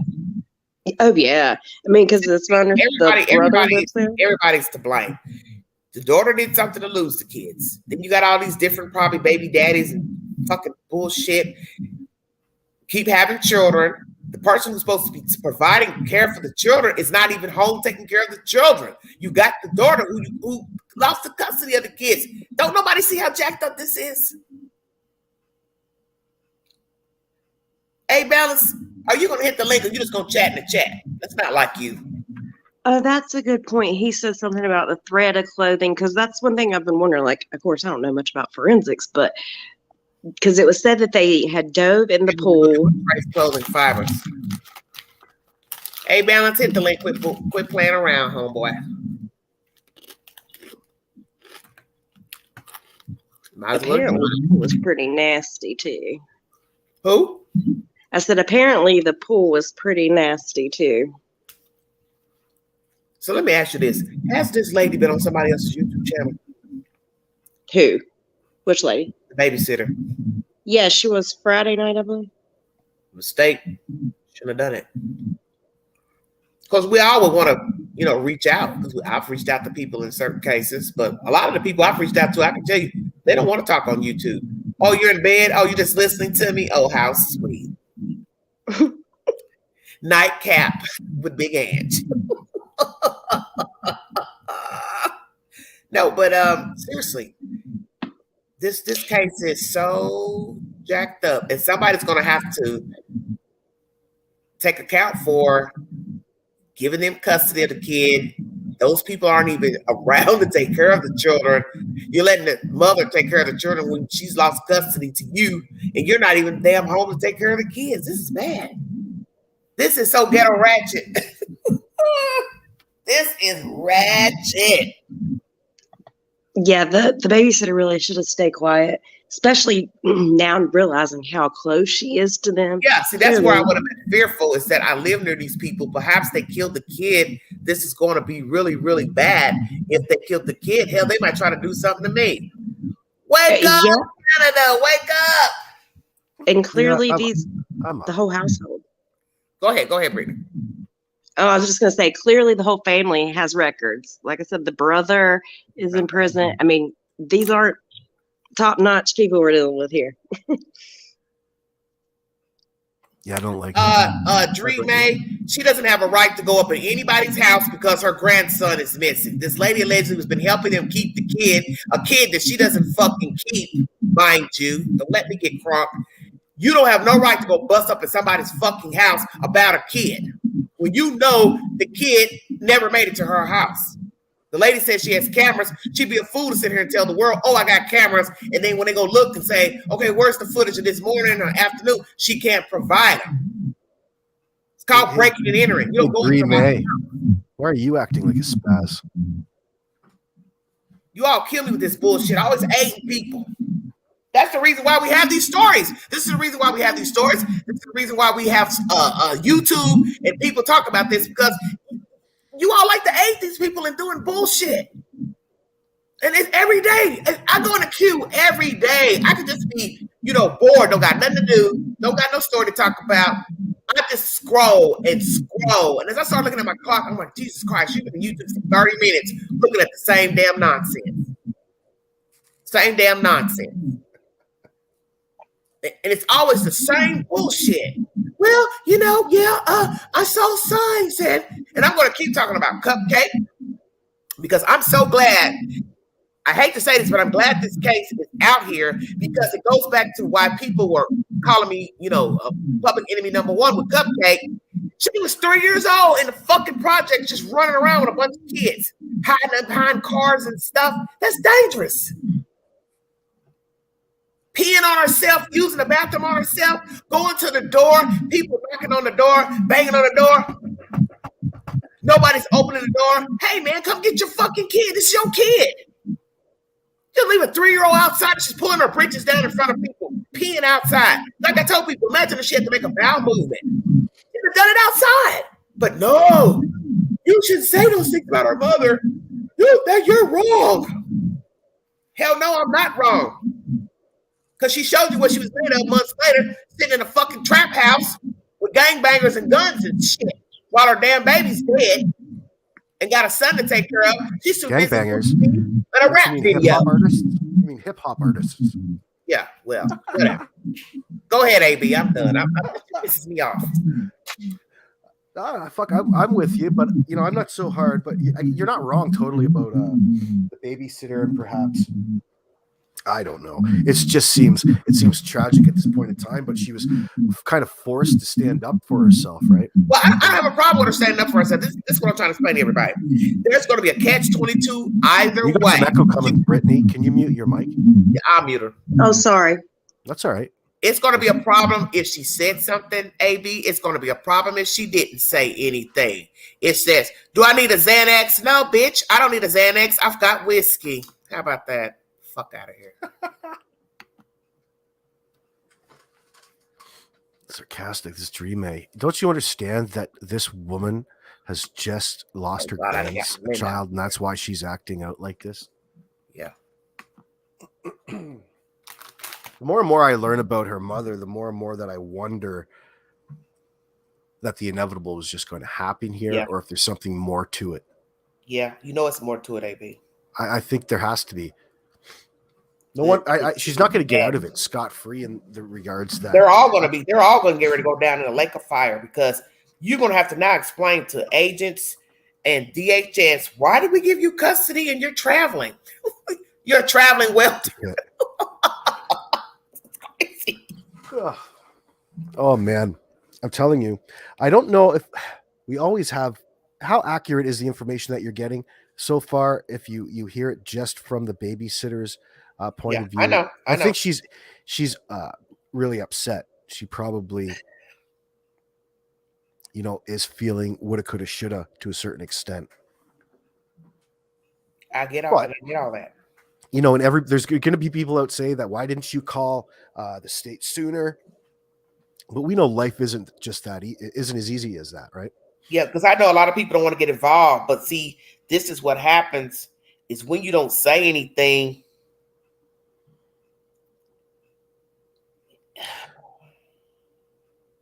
So at the time, maybe she's under false pretense that Billy Joel is a good person, and they've had some issues in the past, but they're better now, and they're really painting a fantasy kind of situation, and this ends up happening.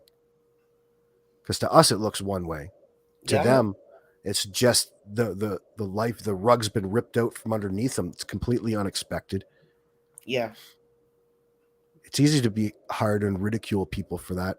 She's probably going through a hard time herself. I can believe it. Like, the babysitter seems pretty honest. Why do you go barging into a woman's house like that? Oh shit! I would have there would have been hell to pay. I wouldn't do that in anybody's house in the United States. Yeah. People got guns, man. No fucking way. Yeah.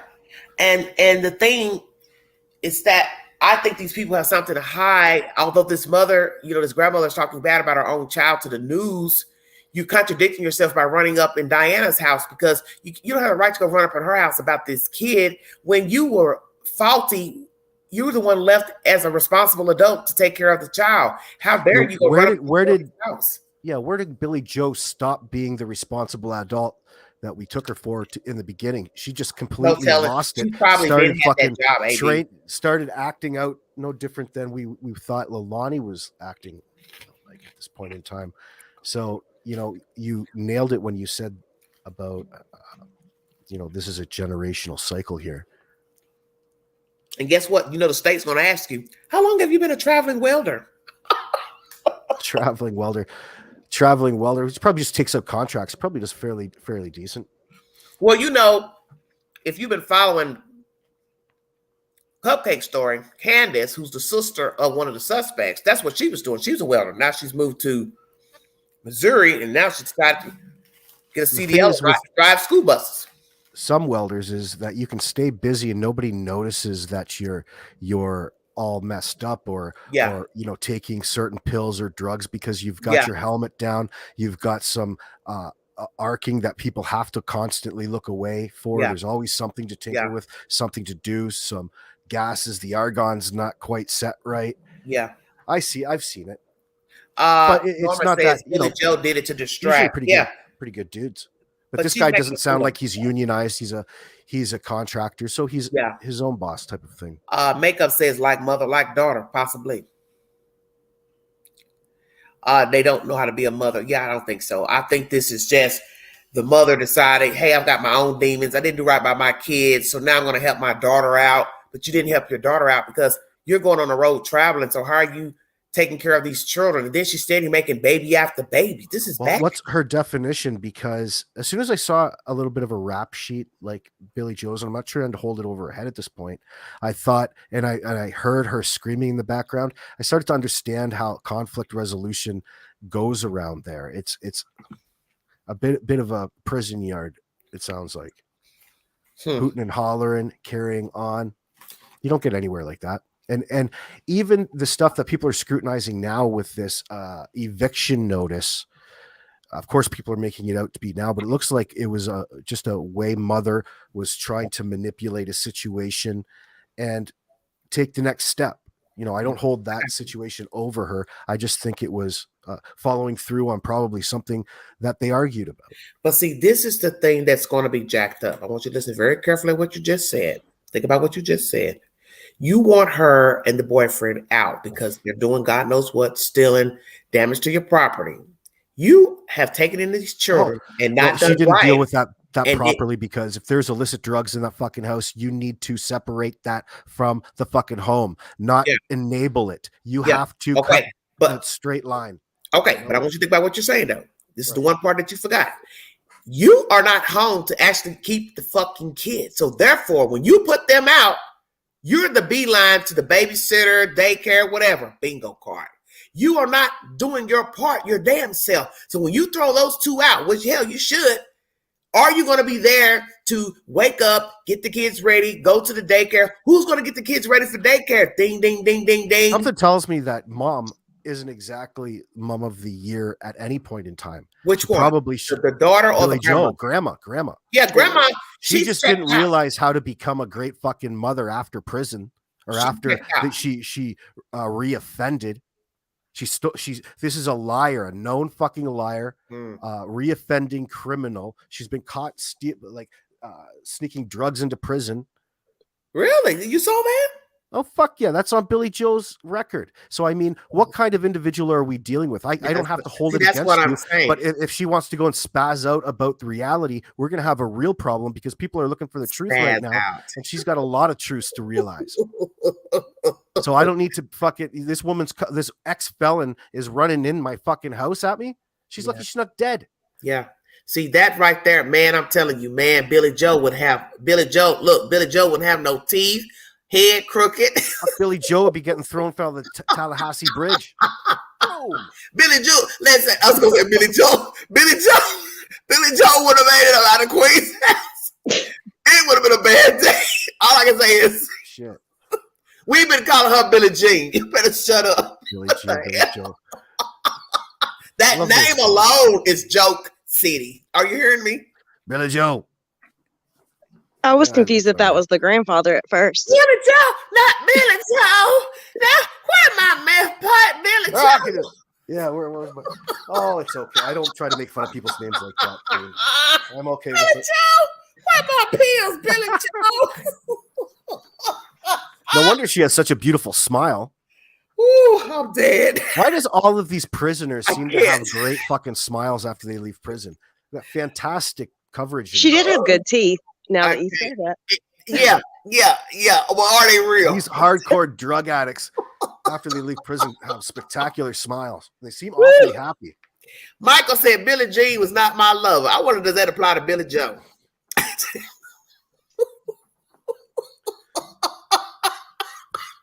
It is 3 a.m. in the high 10. I'm dead. This is Man, I'm telling you, there's something I want to say so bad on this live because I don't want to hurt nobody's feelings, but I want this certain person to hear this live so they can understand the point where I was trying to make. Who are you talking to again in this live? I'm talking to Diane and somebody else personally that I know. Don't get involved with people and their kids. Don't do it. Well, this is like this is how they can go wrong. I wouldn't say I don't, because you would think that going through people that you know from the church would be a safe bet. Hey, I know this person. She's a great with kids. She has 6 of her own. In my opinion, this babysitter is exactly the kind of babysitter that I would choose. Mako said, "Where's Jolene?" I'm dead. Jolene. All right, we're gonna stop. Y'all are killing my man. Hey, y'all hush. Dolly Parton finally paid me my damn money for being in that damn movie. I thought, what the hell? Jesus, what? Took forever. So you are going to be in it? Yeah, I'm in it. Two, man. God, don't get me started. A Dolly Parton movie? Do you know what date yet? Texas? I don't know. Man, all I wanted was my money. Okay? Look, I'm struggling. I want my money. Just pay me, please. How many lines did you have? I ain't have no damn lines. I'm just a damn extra. They worked me down. When I tell you my kneecaps now are still suffering from all that walking in the door, back and forth. We were doing a scene where we're standing on the stairs and she's singing and she's down there with these other actors. And I'm just like, man, we did that for probably 9 hours, 6 to 9 hours. Oh my God, I want to scream. So you're telling me you were in a Dolly Parton movie as her stunt double? Honey, you know they are that progressive in 2022. This is my black stunt double. Yes, listen, I need somebody with large breasts. Listen, you know what? I can't. You can never tell. You can't tell us apart from 200. No, I'm in 2 scenes. I'm in the stair scene where she's singing in the town square, and we're all standing on the stairs looking at the snow falling down. And then I'm in the casino scene. Special. Yeah, it's a Christmas movie. Then I'm sitting in the audience. I love Dolly Parton Christmas. Did Kenny Rogers stop by? Say what? Did you get to see Kenny? I didn't get to see Kenny. No. Kenny Rogers has been my hero. I saw her I was born. During the casino scene. She's on the stage, and we're sitting in the audience. And at some point, islands in the stream. You know what? Then we stand up at some point. And I was just like, man, I'm telling you, that was it was grueling. You wouldn't even think being an extra would be grueling. It is. Well, you're standing around a lot of people that are made up and tense. So everybody's energy, it gets hot in there really quick. And there's a lot of people using We're in an auditorium the whole time. Each time we did it, it was a 3-week interval. We were in an auditorium. And how perfect does she have to have things? I mean, you would think like Dolly is that good. She would just do a one-off and just bang, nail it down. Let me tell you something. That lady's old. That one girl stood in for her while we did one scene. She sang 1 bar, 2 bars. Then she go back out down the stairs. And he's like, she's got to take a break. I thought, take a break from what? She just came outside. Dolly was 40 years ago, man. Like, she is an older lady, but she's still fantastic. She's older. Yeah. So then too, hell, she's still walking in them damn stilettos. So that's got to be hell on a little older person's body walking in them damn stilettos. But it was interesting. It was interesting. But I just want to say this. I want to say this to somebody. I'm going to go on and do this. They're probably going to be like, God, why are you doing this? I want you all to picture this. Let's just say somebody comes up to you and asks you to be a godparent to their child. I think you need to know the people before you take on that role, because a lot of people take that role seriously. Some may not. Some may just like it in the name itself. But there are others who would view it as, if something should happen to the parents, you would be the one responsible for the child. Do you agree or disagree? Oh God, y'all too quiet. That's all I've always been told, that they're supposed to be responsible. Okay, I'll let AB go first. AB, yes or no? Yeah, I'm down with it. And you got to be careful. Like, it's usually somebody within your family, like close family. Okay, Brittany? Yes, I would agree. It would need to be someone within your close family that you do know very well. So, however, there's been some really interesting godfathers over the years. Right. And so, oh God. So I want you to imagine somebody that you know of, but you're not really best friends with the person. that person or the female who's pregnant, the guy comes to you and asks you to do this and you accept it. My problem with it is that I don't think the person really has assessed the people that she's accepted this role from. Do you understand what I'm saying? Well, because these people stay in a lot of drama. And when I have gone on my lives, I've thrown out a few little things I've told you all about when I go out on the weekends and the little things that have jumped off. Let's just say these people are participants in some of that madness. I don't think she understands that if something is to happen to the child or them, let's say something happens to them, they could possibly come to you wanting you to step in to take the child. Would you actually be willing to take the child in if there's a worst case scenario? That's what I'm wondering if she understands. Or has she even really thought about that? Do you understand what I'm saying? Yeah, but what does that have to do with Diana? I'm just bringing up a situation about being involved with people with children. You know what? Okay. No, sorry about that. I knew that you're doing that, but I'm just but what I'm trying to just show the linkage that when you get involved with people with children, you can get yourself looped into something that you were not anticipating. What is it? Well, yes, that's always. That's why I'm taking that. That's why I'm taking that correlation. Is that maybe you're just taking it as a role of, well, every blue moon I'll keep the kid, I'll buy the kid a dress or two, a game or something. But are you thinking about a worst case scenario if they come to you and they're in trouble or something happens to where they can no longer take care of the child? Would you actually take the child in? No, there's a big difference here. Is it an actual family legal situation where you're making an agreement, or is this just lip service? Is this just like something people just say, yeah, if something happens, don't worry, bro, I'll be looking after things? Yeah, I know what you're saying. And that's what I'm wondering. And I didn't question the person when they were saying they took on the role because I didn't want to offend them. But the things I've seen pertaining to the parents is not good. They stay in a lot of drama and madness. And I'm just going to be honest with you. That's common. This is just between us in the chat, which we already know somebody's listening. They're going to go back and tell it. Once I see the baby mother in the club up until delivering, all bets are off. Hello? Yeah, no. Okay. You're telling me that she's pregnant in the club? Okay. That's not cool. Okay, so that's where I'm taking this. You saw those people in there like that, and he never told that woman, hey, you need to stay at home till you deliver your baby. So I'm looking like, what do I really want to be? They're like in their 30s. The boyfriend, the baby daddy, is in his late 30s. I don't know how old the baby mother is. I think the baby mother is maybe early to mid 30s.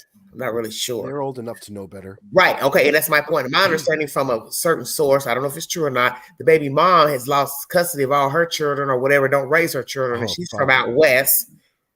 She's from out west, the Midwest. Excuse me, not the West, but the Midwest. The support workers are probably in the club too. Yeah. See, and that's what I'm saying is that if you don't really know these people, allegedly they had an open lifestyle. That's how they got together. And I understand everybody's entitled to how they live, but I'm just saying you don't really know the people to take on that role if something jumps off. I don't take anything. If you're you're telling me that this little organ, I wouldn't even worry about it. It's all bullshit to begin with. They're living in a fantasy world. So I'm telling you, fucking right, kitty. Like all of a sudden they met and they're all together in an open relationship, and now everybody's happy, lovey-dovey, and fucking godfather of my kids. Well, hopefully it all works out.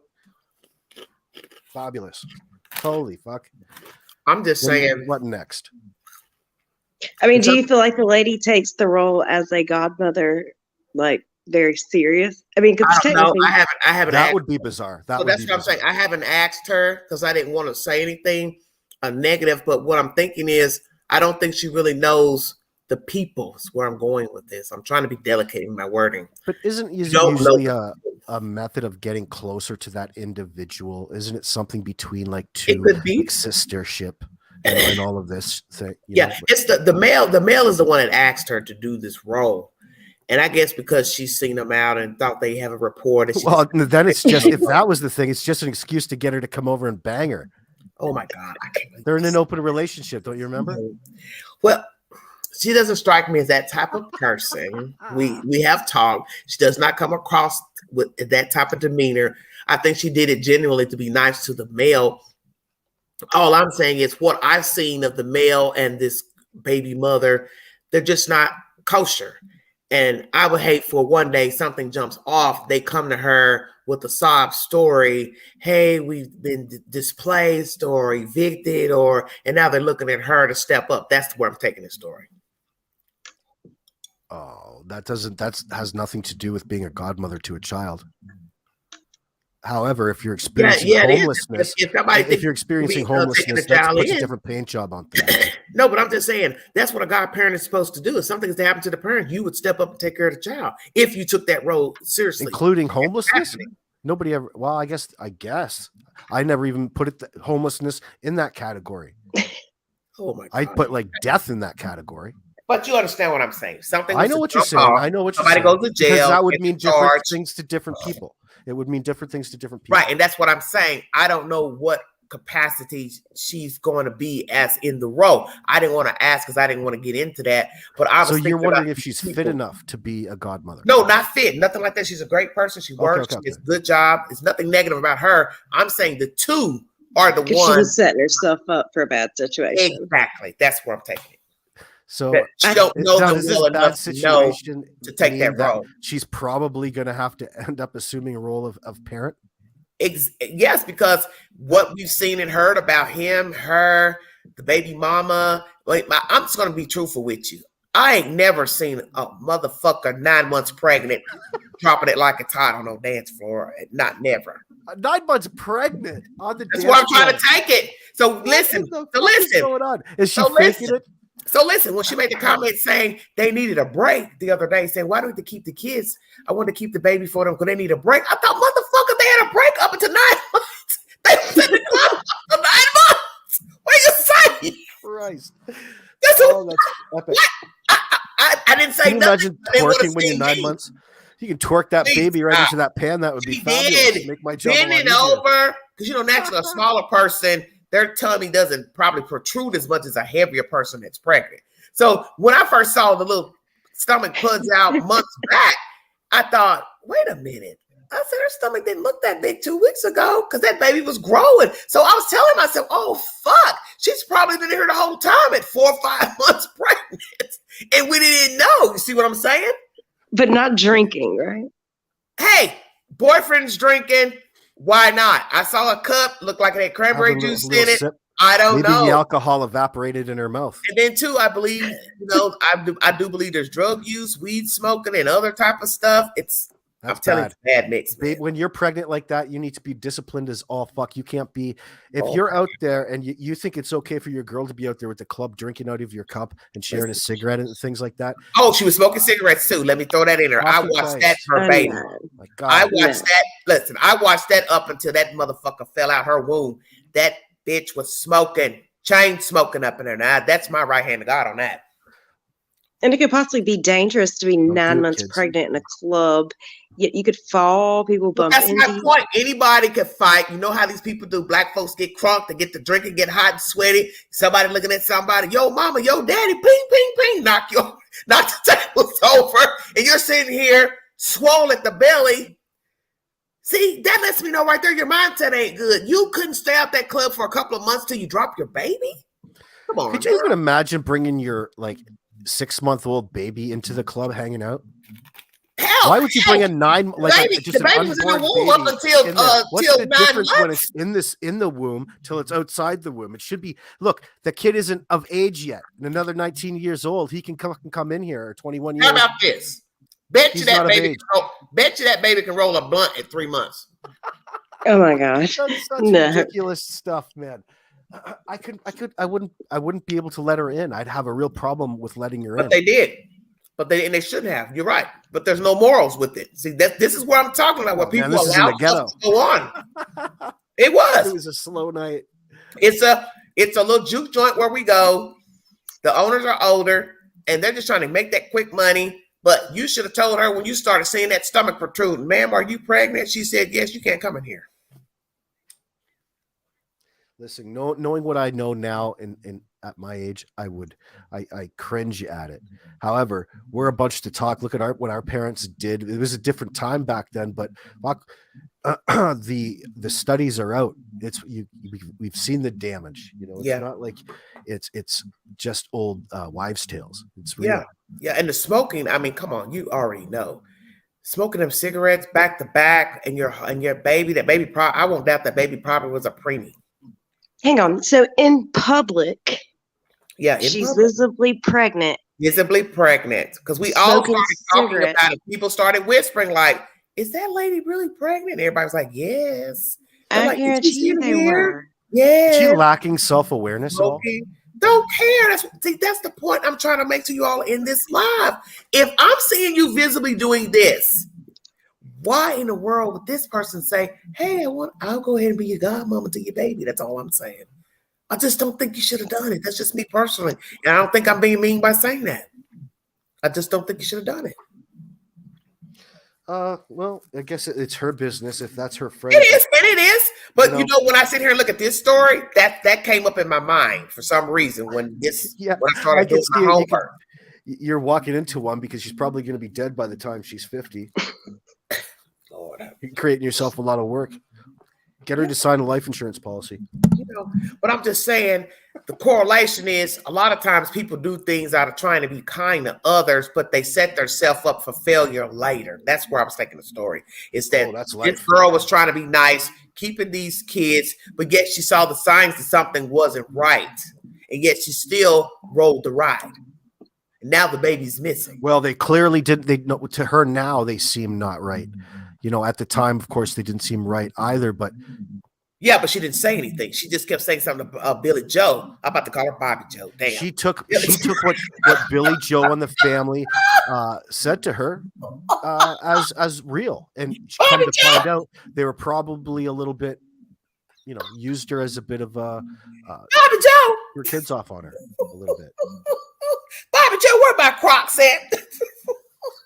Not the Crocs. What's sad is that they're just probably free-range children in that regard. Only in the damn South they wear them plastic ass shoes. Every time I was at Walmart today, I saw them. I want to take a lighter and blow the whole damn rack up. I can't stand them. Damn plastic ass shoes. They wearing them to church. I was shocked when I heard them starting to talk about belt bruises.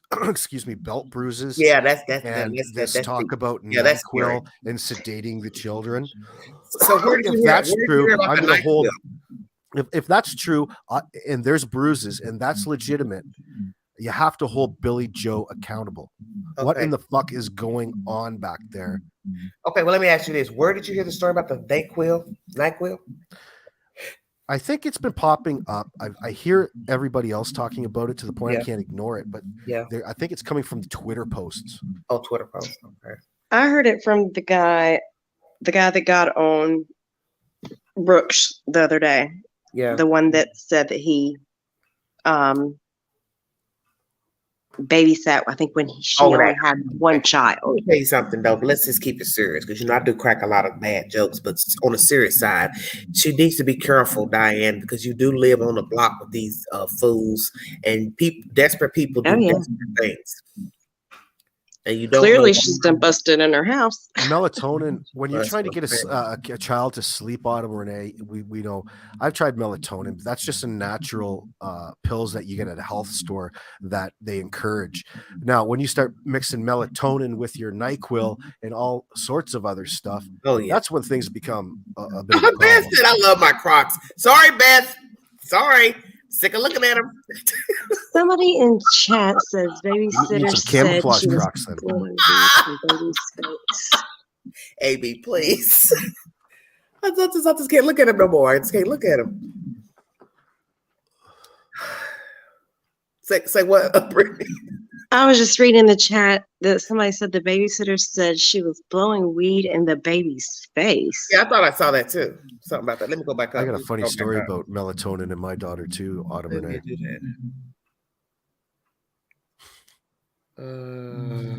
Autumn, maybe.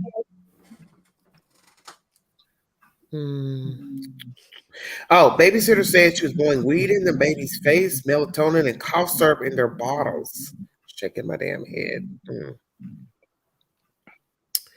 God damn, there better not be. That's a nice little cocktail. Hello, Ann B. Well, that's a nice little cocktail for your kid to put your kid to sleep. Hey, here, I got a joint. I got some melatonin. I got some NyQuil. Oh, That's the kind of the same stuff Jody Sue Brown gets drunk on, I think. Jesus, here, baby. Man, it's dangerous, man. I'm sure a lot of people have put things in the baby bottle. I think I heard that story years ago here in Knoxville. This black girl I knew of, her grandmother had put something in the baby's bottle, and the baby died, I think. I was actually looking into that a little earlier about accounts of that NyQuil and you got to be careful. It's got alcohol in it, I believe. Yeah, it does have alcohol in it. I mean, if the rappers were rapping about it years ago, calling it scissor, that's just that's codeine based. Well, I'm just saying. Lots of other stuffs too. You just know better than to be putting that shit in a baby's bottle with. It's a baby. A mini child. You crying here? Damn. Oh my gosh! So that just reminds me. Have either one of you guys listened to the boyfriend's songs that are on YouTube? The boyfriend has songs on YouTube. Okay. All you need to do is look his name up. Please stop, Brittany, please. What is he, I'm like a Charles serious. Manson type? No, he What wants kind to be of a songs? rapper. Okay, Oh Trezelle. snap! Are these going to be funny? Trezelle Or is part this 2. serious? Let me write this down. And I swear, what made me just think about it was the scissor thing that is mentioned in there, and he also mentions a child going missing and not being found. Swear, I'm not making it up. Damn, Brittany, where do you He's already sleep? rapping about Where it. do you get this stuff? It's on there. If you look it up by his name, it looks like he had a legit What's his name? album with this one his other name? guy. What's his name, honey? Oh God, Warren G2. Youngkin's the last name. Is it Danny? Danny Youngkin? You know what, Amy? Go to bed. Hey, I love that last name, Youngkin. Youngkin. Because you about to get some dunking where you going. You gonna go to the big house. You in that damn You're not getting all fucked up on the scissor, writing rap lyrics. It's not funny, but this is what's crazy about these stories. They give you good material for jokes. I mean, if like Saturday Night Live, They paint great pictures in your mind, don't they? It's like, what? Yes, because you're telling yourself, like, what is wrong with people? Oh yeah. You just got to think. You're just doing stupid stuff, and then you make the Eyewitness News, and then you're crying at the crime scene, and I don't want the reporters, and just doing stupid. Boy, wish I didn't just write that fucking rap song about killing people. Whoops. I think he said it was posted like a year ago. Just ridiculous. Yeah, but it's the mindset. It's the mindset. See. Oh yeah, because once I heard it, I was like, oh wow. Because don't you find it strange or ironic? You're rapping about murdering this and that. The next thing you know, in your care, a baby's gone. Yeah. So people are going to look at that stuff, even if you didn't do anything. Rapping. Oh my God, I can't. Method rap. 10 ways to blow your house up if you don't mix this shit right. We're gonna have to go and do a drive-by. That's gonna make me legit. Hey, I've heard the stories. Man, I'm telling you. I remember one time I was working for briefly for the holidays. I was just working at this little jewelry counter in the mall, and the manager had me go home with her for something. She had me go to her house, and she was in this nice area where they had these condos. They were just a whole bunch of condos. They all looked the same. Well, anyway, we walked into the living area, and I don't know, something struck me strange when I looked at her stove. Now, mind you, she said the apartment had already caught on fire, the condo, right? She said, "Oh, don't mind the black marks and stuff. We're redoing the place. We had a fire." She didn't tell me how it was. Well, I don't remember how the place caught on fire. But what struck me strange was the big ass pot on the stove. This Jeffrey Dahmer big ass silver. Oh God! Pot. No, listen to what I'm saying now. This big ass pot's on the stove, and I'm just looking like, what's in the pot? So guess what? The first thing came to my head. Head. Huh? Hands. Head and hands. No. What? What we're talking about? Oh no. Oh yeah. No. Fuck, man. That grossed me out. No, I'm thinking that they was cooking meth in there. Oh, not on your pot. No. Maybe crack. Hey, the pot You was cook so crack like that. the pot was so huge. It's one of those big silver pots you see like in restaurants. The big silver I think Well, if you were to do that, you would have to have a pressure with a screw down lid. Yeah. But I'm saying that when she was talking, you know how you just get an inkling that something ain't right with the story you're spinning? Yeah. You're with the fire, that makes sense. Listen, I'm sitting in a burned out condo with a big ass pot still on the stove. Do the math. Because I read a lot of stuff about people cooking and burning their houses down, trying to mix that stuff. That's the first thing that came to my head when I saw the pot on the stove and the fact that I'm standing in a burnt out damn condo, wondering why are you still living in here? And why is that pot on the stove? And why have I seen that boyfriend's truck somewhere in the hood? Okay, I'm done. Ting ting. How'd you know this lady? She was the manager of this jury booth that I was working part-time. Oh. Okay. You know, I just do a little seasonal work. But I'm saying there's times when you see things, when your brain goes to something ain't right about this picture, 9 times out of 10, you're right. You see where I'm going? Because once I saw the boyfriend's truck, it hit me. I said, wait a minute, where have I seen this truck before? Because he had this weird thing on the back of it that you just don't see typically riding around in the neighborhood. And I said, I've seen that truck before. And I've seen that truck somewhere where there's a lot of drug activity. That's why I put 2 and 2 together. You have a photographic memory. Yeah. Because when you see the truck, you wouldn't forget it. That's how odd the truck was. It had some type of weird thing on the back of it. And I kept saying, I had that sense. I had a deja vu when I saw actually Diane, the babysitter. I thought I saw her on the news before somewhere. So that's crazy. I know because I had a deja vu moment the other day. It's about something we've been talking about.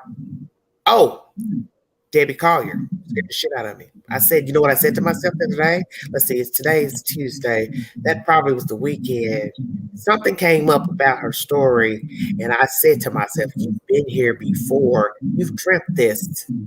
You dreamt talking about Debbie Collier. That's crazy. Oh, your dreams are always... I know, my dreams are scary as hell. Because I got scared because I said, wait a minute, you've had this conversation before. And then it dawned on me. I said, you've dreamt talking about Debbie Collier.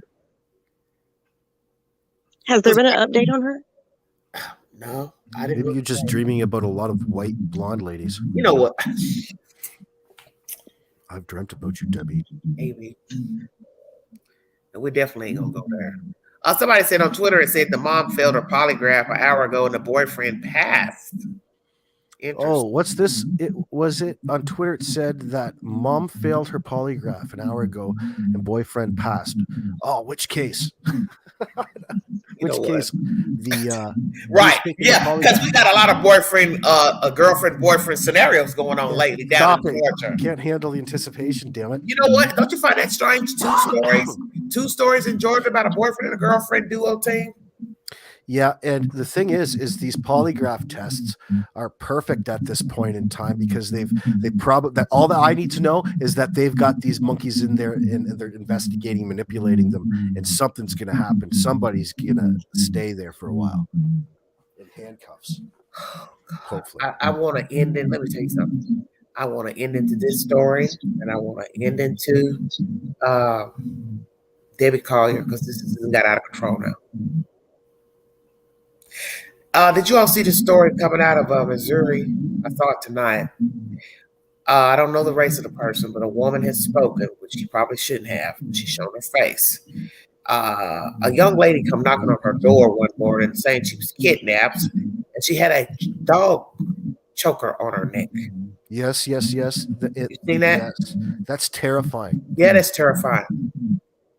And so this dude, they're back there digging up his entire property. Okay. And scary. So whatever they know, there's a lot of whether they're digging up bones in the backyard or checking for it. Yeah, where'd you see all serial that? rapist? I saw it yesterday. I've been following it.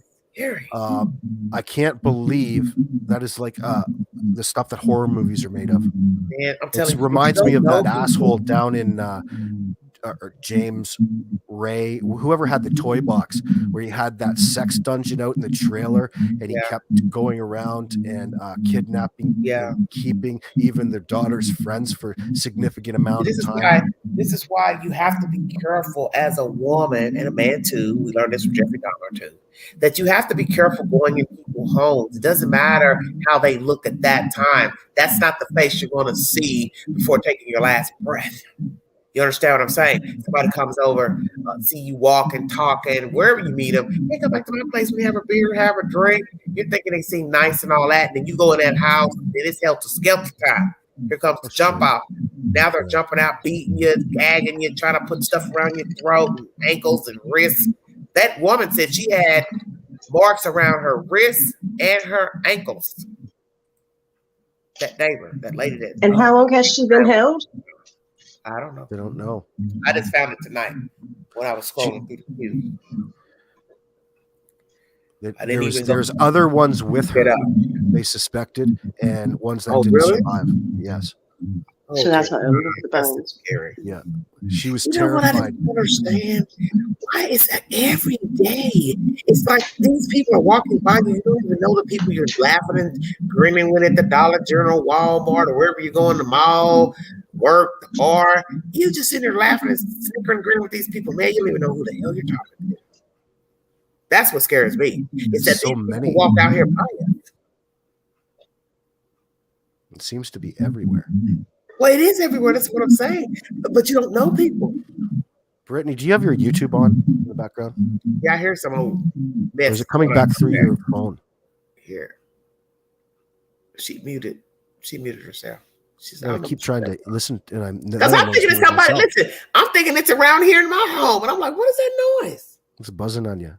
Yeah, I didn't know. So, what do you think so far, AB, of this story? Quinton? Yeah. I think, in my mind, they all pointed to their daughter. You have to believe them that she's not telling the truth. It's just a matter of time before Amanda breaks, and they will keep her Amanda. Out. Amanda, excuse me. Before the daughter, Lalani, breaks in that regard.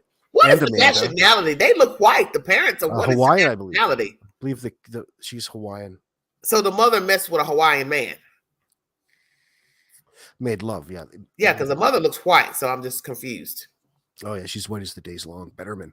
Billy Joe Betterman. Suck it now. Cracker. Oh. I can't say that up there. Sorry about that. She's white. Not a cracker. Jesus ain't heard that a long time. Your ass is crazy. For whatever reason, I think it's okay to say that when I'm in the United States. I think that's a common term.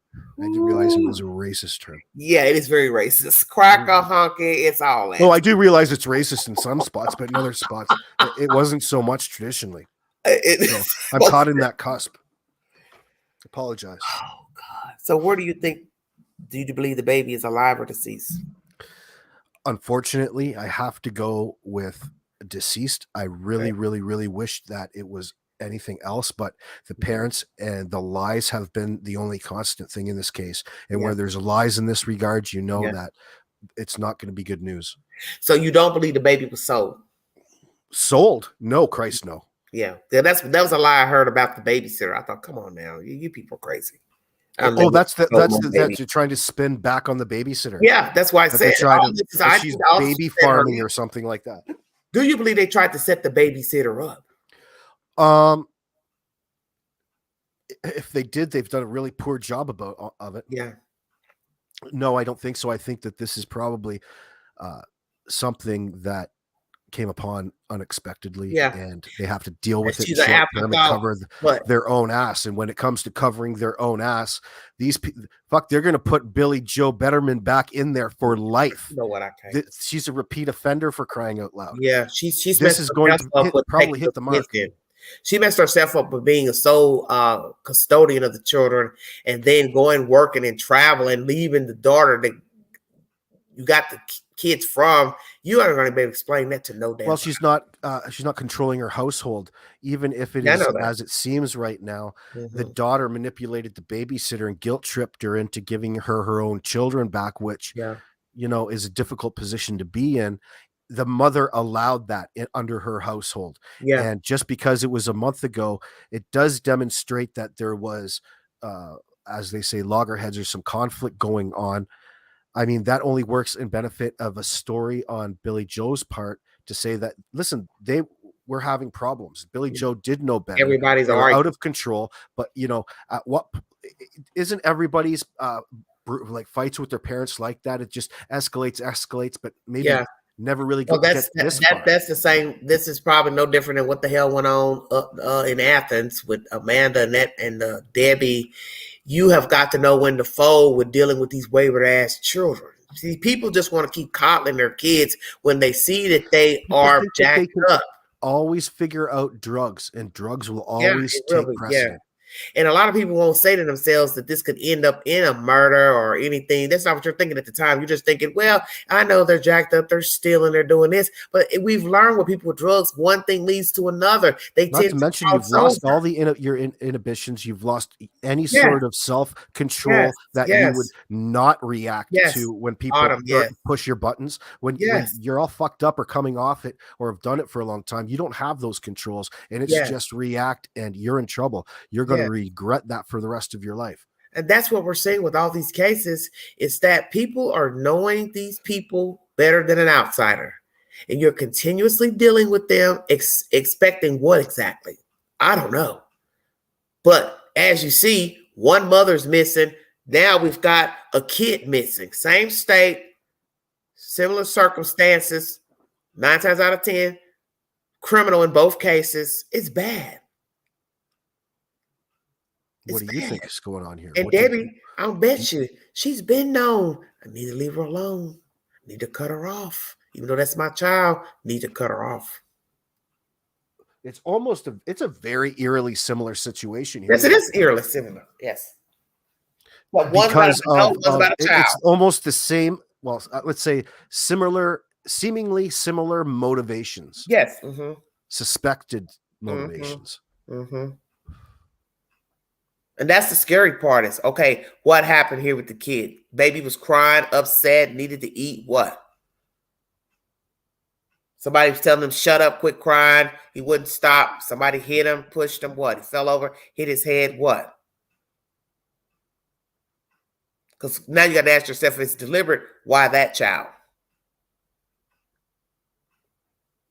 Was he the type of child that he could speak up? 3-year-olds are pretty savvy. They talk like they're fucking 10, 12 years old. Maybe this child can really talk, conversate. What are you laughing at? I love kids. I think it's funny. Yeah, some can. Man, have you heard these kids talk? These people that do these TikTok videos, these kids are talking crazy. One little black girl talking crazy to her grandma. Grandma. Now you know you need to hush, grandma. Oh, hell no. If that was me back in the day, I've been laying face down. I'm serious. I miss talking children and laughing and carrying on as a good thing. But I don't know if she never bonded with Quinton, supposedly. Where are you getting that from, Ann B? What's your source? Listen, this a 22-year-old female on drugs who's having children is not bonding with anybody or any child. It's not just one. But let's go there. It's any of them. 21, 22, and you already got 3? That's a fucking problem. Hell yeah. That's a damn problem. Because 3 years old from 21, I mean, we can do the math. First of all, who's knocking her up? Oh, God. Ann B said her own cousin. What? Ann B, what are you talking about, cousin? Don't start. Don't even. Look, I second that. Are you coming up with some sort of internal family Georgia love triangle? Jeez. Fuck, man. Here we go. Oh, that's a story we need to do a live together about. That's crazy. The girl, wait a minute. Let me get it right because I just saw it in the queue the other day. Let me get it right. Here we go. Are you ready? Yep. It's in the queue under Snapped. It's about a black family. All right. Black woman, I don't know if she's been killing off husbands or whatever, but she takes in a cousin. She had 20 years on him. Why is it she was having an affair with him at some point in his late teens while he was in her care? Why? Because because that's what she was used to. I was listening to that the other night. I didn't finish all of it because somewhere my mind got befuddled. I couldn't finish. I said, what in the hell am I listening to?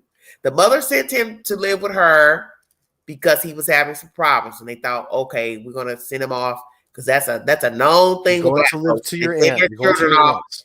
Yeah, send their kids off to do better somewhere else. And like next Fresh Prince of Bel-Air. Yeah, he's screwing the cousin. Screwing Hillary. We'll start to screw Hillary now. She knew better. Why are you having sex with your baby cousin? That's man, that's bad. Pretty sketch.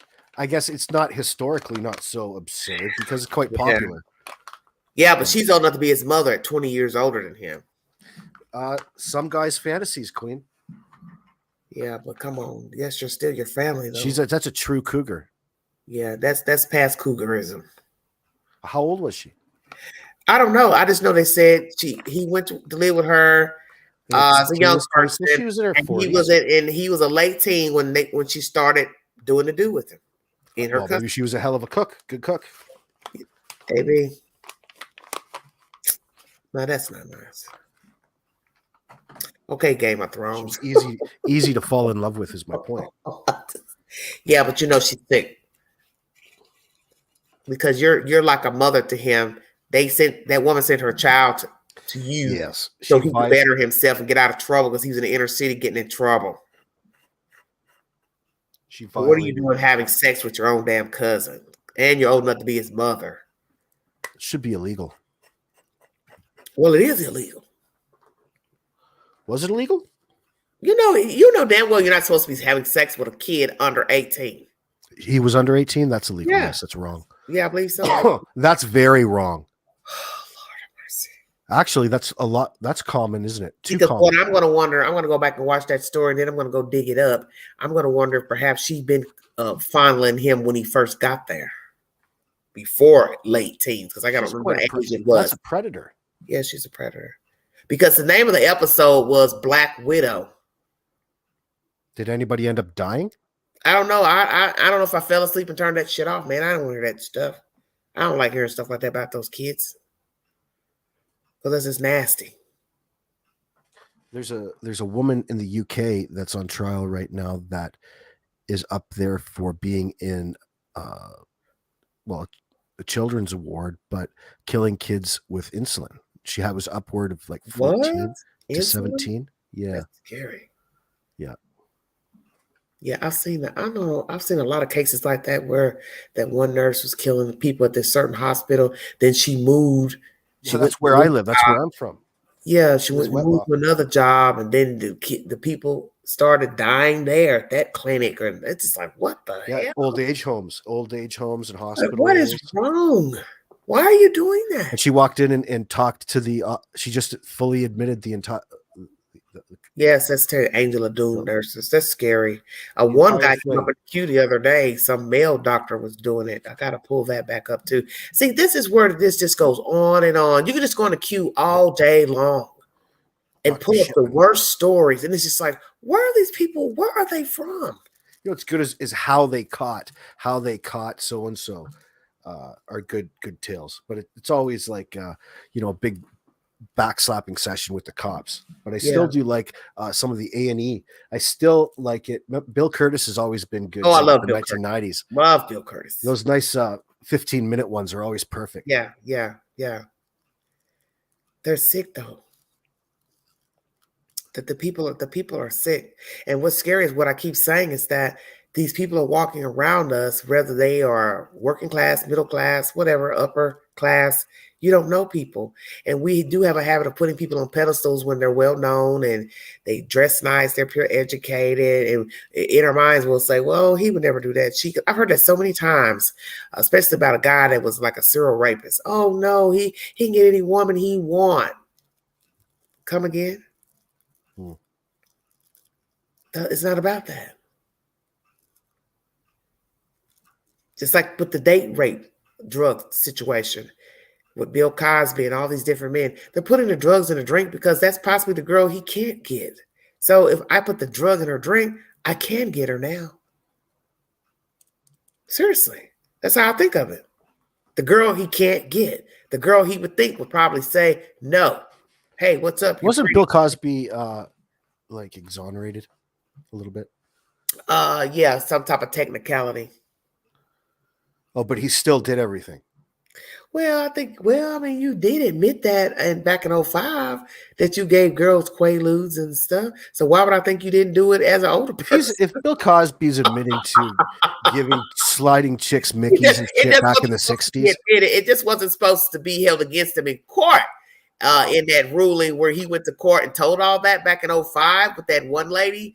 And then Florida law was supposed to, I guess they said, supposed to honor what was said. It was supposed to be sealed up in the court proceedings. But the point is, once it's repeated, it did come out of your mouth. It's not like somebody made that up. You admit it. Yeah, back in the day, I gave him Quaaludes. We all did it. No, we all didn't. I was a kid in the gray 70s, area. I mean, it was the 60s, but I mean, you could see how easy it would be for a person in a position like Bill Cosby. Everybody's treating you like a god just to, not know where that line is anymore because everybody's offering themselves to you at any one time. And it's like, oh shit, I shouldn't be so liberal with my my love. But it's sick that you would even think of drugging a human being because something could go terribly wrong with putting something in somebody's drink.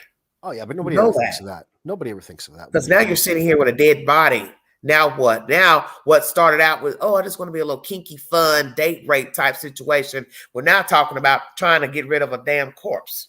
Well, that's completely sinister when you're doing something behind somebody's back and it is against their will. That's not cool. That's not cool. Well, that's what I'm saying, because my thing is this: why can't you just be confident enough to say to the lady, hey, I'm attracted to you. What's up? Would you like to join me for the evening? And then if she says no, then you keep it moving. She has the right to tell you no, she's not interested. Yeah. Well, why you gotta put pills or something, crush it up, and put it in somebody's drink? Usually that happens when you put them in the back of the van in horror movies. Oh God. Hey, let me ask you something. Do you like horror movies? Not anymore. Oh, you don't? Because I'm going to go see that Halloween here in a couple of days. I'm too addicted to the real thing, and so once you get on to watching like court, like trials and interrogation videos, it's like, why even watch the movie? Oh yeah, because I watched the interview today with Jamie Lee Curtis, and she talked about that because she's going in on Kanye West and his big ass mouth.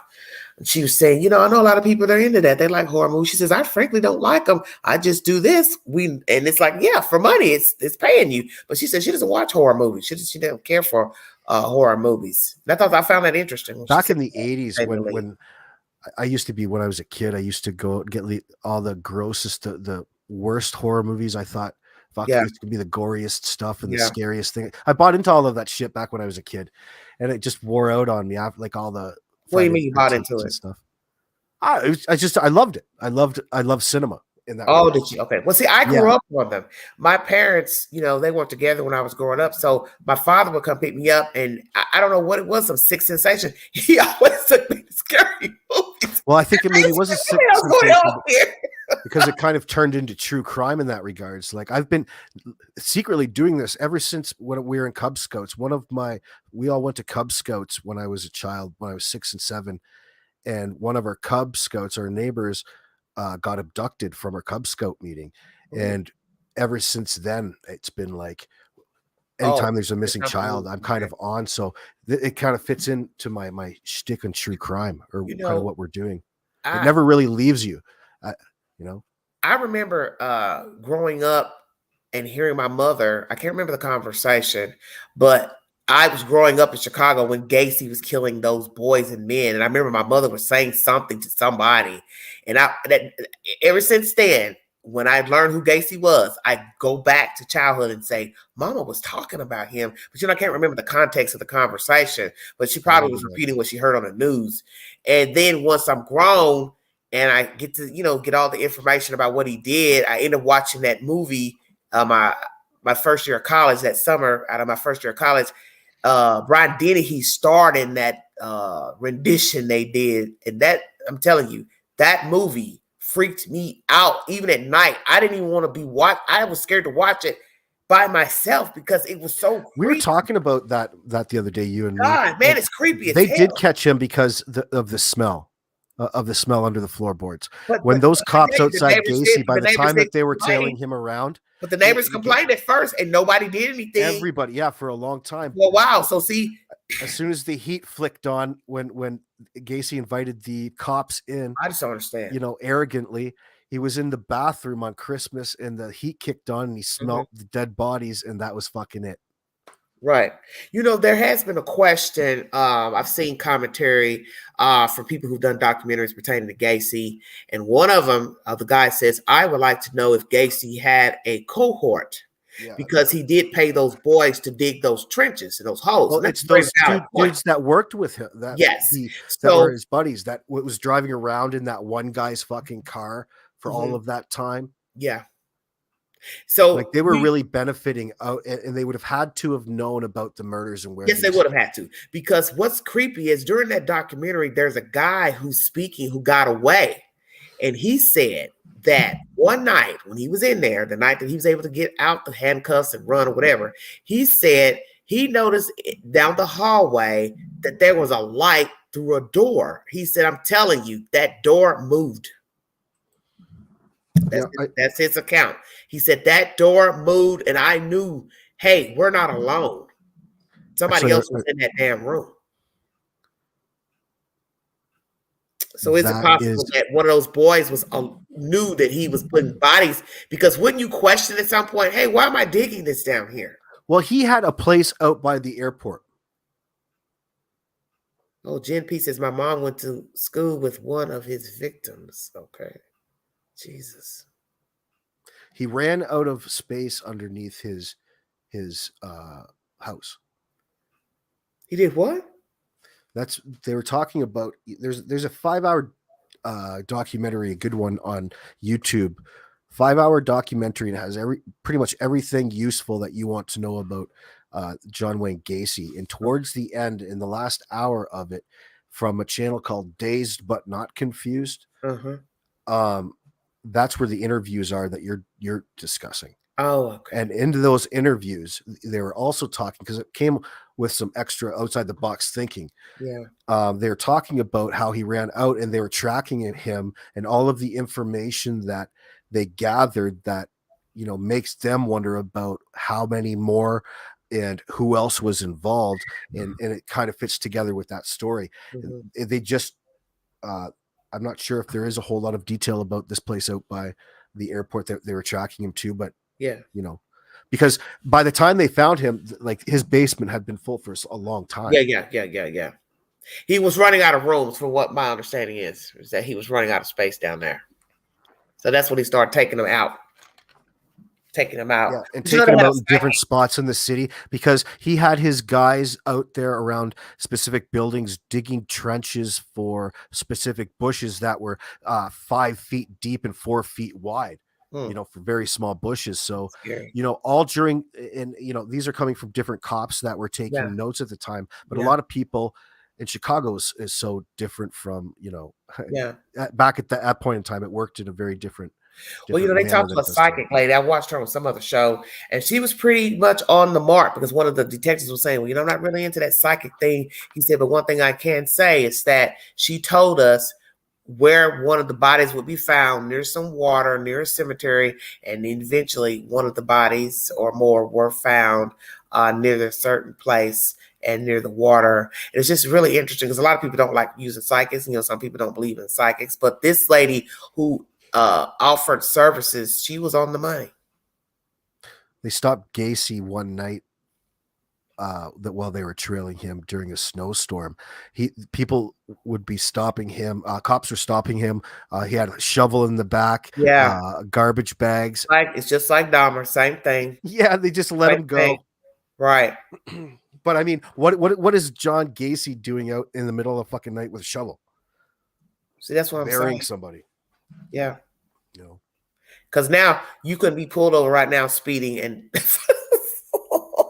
and a damn shovel sitting in the back seat. What document is that, Lump Queen? What's up? Huh? Lump Queen found the document I'm talking about. Was I talking about a document? Or documentary? Sorry. Yeah. Yeah, I can't remember which one it was. Yeah. But I was talking about the psychic lady, the detective was saying, I didn't believe in them. He said, but when we started, investigating, she started telling us things. And then when the body started popping up right where she said they would be, he said, you could be, that's kind of says something about how many people that there probably are, because, there's so much information that was shared out and there's so much corruption that so much got lost. And there is conflict from within the force that they wanted to shut things down. They didn't even want to talk about anything anymore. So a lot of people got overlooked, and all a psychic has to do is just remember a few names and go and remind them and look good from time to time. But it's scary though. That's no lie. To know in your mind, this is what's coming to you in a vision of where a body is, and then later it comes true. And a lot of people, don't deal with the psychic world just because of hocus pocus talk and stuff. But she was on the money. That lady that helped with the investigation, she was on the money. And it's scary because I saw a lady in the queue, probably a fucking that's trying to bring in information pertaining to Debbie Collier. And the first thing I thought was, well, they've given you a lot of information that you can just bank on without, you know what I'm saying? Because they've got the Venmo account, you've got all the stuff about her past. Yeah, we know it's probably more than one person involved. That's obvious. Mm-hmm. That's obvious. Listen, you don't need to be psychic to figure these particular cases out. Yeah, then you say, oh, it's for entertainment purposes only, but then yet that's bullshit. People, that bothers me. To call the number to get a reading on something. It does make me laugh. It does make me laugh. I love to troll it, but yeah, some lady. I didn't want to. I don't know if I shared it or not because I didn't want to seem nasty, but it makes no sense to say this video is for entertainment purposes only. But then you put in your video, hey, you can call me up and get a reading. This is giving the dollar amounts. Looking right, $2.99 a minute. Why don't you get yourself a 900 number? We need a 900. She goes up to about 100 with the cards and stuff, and I was like, "You guys want a tarot reading? Okay." To go to Duke Farrell. He does tarot readings. You should do tarot readings, Queen. I can't. I don't know anything about them cards. I don't know. You don't need no fucking cards to tell somebody's future. I need to be telling my own. Why don't you tell me your criminal history? I'll tell you your future.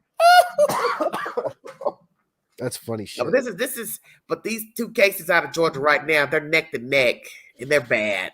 They're really bad. I feel bad for Debbie, even though I gotta, we know that she's not alive. We're waiting on the autopsy, but I really hope that Debbie didn't suffer. Like, that's what bothers me. I think she did. Oh, damn. You know why?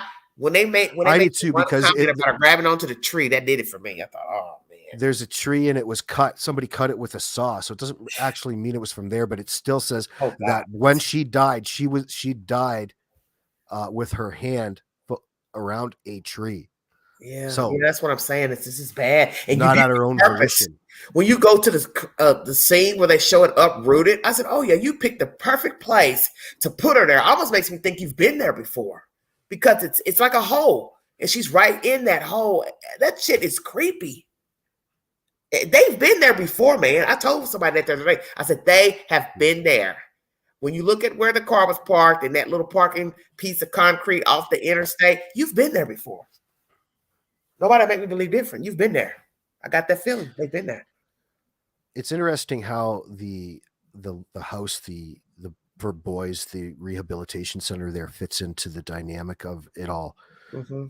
I do strongly believe that the kids are probably involved. I'll be the first one to apologize, but they have something to do with it. With David Collier? Yeah. Yeah. I feel that they do. I was going through Twitter earlier, and I was noticing people up there posting Andrew Geigerich's responses, MMA 125. They were posting pictures of his responses. Those were pretty interesting, just to see what kind of mood he's in. How stupid he is. Yeah, that's what I was thinking. But it was funny because he was trolling like different individuals that were straight up screen sharing it up onto Twitter, and I'm like, you stupid ass. Yeah. Like you should never. If you're not even involved with this, you should just fucking get in your car and drive and never fucking look back. Never look back. Exactly. And you've already cried and moaned about this girl stealing from you. You should have been gone from her any damn way. That's what makes me wonder about this guy. I'm like, he has to be involved too. Like, it makes me wonder because he's not acting right. Because she's codependent. Listen, let's keep it real. She's codependent. So she couldn't have done this alone with the mother. It's obvious. She's shaky, jakey. She needed help. She needed help. She can't pay bills. She can't even pay bills. Huh? It can be life insurance payout at the end of it. I don't know. I don't know why y'all keep saying that. I think it's just basic. She got that little fucking money from the Venmo and kept it moving. Huh. If that is it, that's probably the coldest motherfucker that I have ever witnessed. No insurance money. Her husband stands in line before her, unless the mother told her, I'm leaving you something. If that was it, Queen, then why? Because if she's that malleable and she's that agreeable to helping you, giving you money, why would you want to end that? The gravy train. Because you're thinking from a logical standpoint. The why. What I always tell you all, ask why not. You got to think like a crook thinks. I did it because I could. It ain't got to make sense to you. They did it because they couldn't control themselves. They couldn't control the reaction at the time. You're a junkie. You're not thinking logically. Because only a fool would tamper with a Venmo account knowing that shit can be traced. That's a fool. But when you're a junkie, you're not thinking. You're thinking it's evidence. Let me tell you something. I put that on a post the other day. Imagine if there was no Venmo account. Well, technically, all she has to do is deny she knows what it's about. And the cops have no reason to doubt her. Yeah, but if they can show that she sent it to herself, how are you going to explain a text of your mother being then she's held for ransom, whatever? If she gets caught in that lie, Queen, she's getting fucking cuffed right there. That's what I'm saying. You can't explain the two because they're in the same text together. Hey, they won't let me know. That in the news too. They said directly, we haven't confirmed where that device came from. We're going. They can't even confirm where the money is. Did you see that? I read that the other day. Don't you think that should have been an easy question? You know where the money is right now. Here's the fucking money. Here's everything. Yeah, I ain't gonna tell you what the money is. Because hey, Steve, here's your money back because you guys share a bank account. As Gator said, I smoked the TV, mama. Yeah, because the money's gone. It's up in smoke. Oh, let me tell you this part I heard too. He ain't paid the fine. So while all y'all running around saying they did this for the fines, Queen got a source that says he ain't paid nothing on no fines. Bingo card. He's already served time for that. So I wonder where that sits right now because he served those 5 days Andrew did in the beginning of September. So where does things sit with his cases right now, I wonder? Man. Is he waiting to go in front of a judge and talk about it? Assuming stuff that you hear about these people pass and y'all came up with, oh, it's the rehab. Oh, it's for the fines. Police say that boy ain't paid nothing on nothing. So you think she just went and killed her mama to pay some fines for her boyfriend? Come on now. She's the one that's the junkie. What does she care about paying his damn fines when she's been stealing from him? I tell people to think. Think. Gotta think like the killer. Why do I care about this boy's fines? I'm a junkie.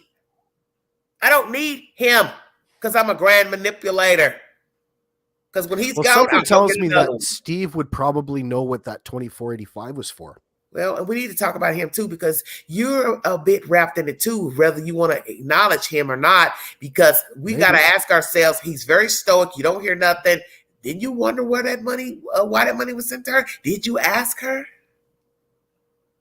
Did you ask her? Hey, why you have this message from my wife about not being let go and then you're getting money? That don't even make sense. Why would the killer send her money? They don't even know her. I got her right here. Wouldn't I get the money from the person? Did you notice right how here? long it took for them to get warrants on things? It took them quite a while. I wonder if it has to do with getting signed off on surveillance. I would think. That was the stupidest move she made when she messed with that Venmo account. That's what she fucked up. That's why I say, imagine had she not done it, we wouldn't even be talking about her and the boyfriend probably suspects had she not messed with that Venmo account. Well, she has a problem telling the truth, just like Leilani. Yeah, but that's what I'm trying to say. You always got to think about what the person does that's involved in the case. Had you not sent the Venmo and the note, had you not ran your mouth to the auntie and not talked, just laid in the cut and been still, we wouldn't have anything except for people digging up their criminal past. That's the only thing we would be talking about is, she did this, there was some domestic abuse. But if none of them ever talked, if he never talked, she never talked. See where I'm going with this? Yeah. You're giving people stuff to talk about, but you won't shut up. And then complaining about it. And then what's the issue with you don't want the media there when your mother was the truck was found? Why not? That's what we do. That's crazy. Does. That's fucking crazy. That is a big one in my mind. I know it is. Falling out and shit like a 2-year-old. Fuck, you just sold the farm. Yeah, you know how stupid that looks to the media? What the hell's wrong with her? You should be glad you found your mother. Imagine all the crazy stuff that you guys see all together. You know the tow truck driver, you know everybody, the crime scene guy, the guys from the local media. The only people that change are the victims and the people that come in the family. Gen P, they're saying it's not random, sweetheart. Routine every time. And all of a sudden in this scene, you've got one crazy fucking actor going haywire. Yeah. Why? What is wrong? That's why you know when people are involved in a crime. I'll tell you, this is just as similar as what we're talking about with Quinton. You got a stupid daughter showing out and her mom is missing and found dead. Then you got a stupid grandmother running over to the babysitter's house, kicking in the door and jumping in her house and cussing her out. Man, these people are guilty. Mm-hmm. No sane person acts like that.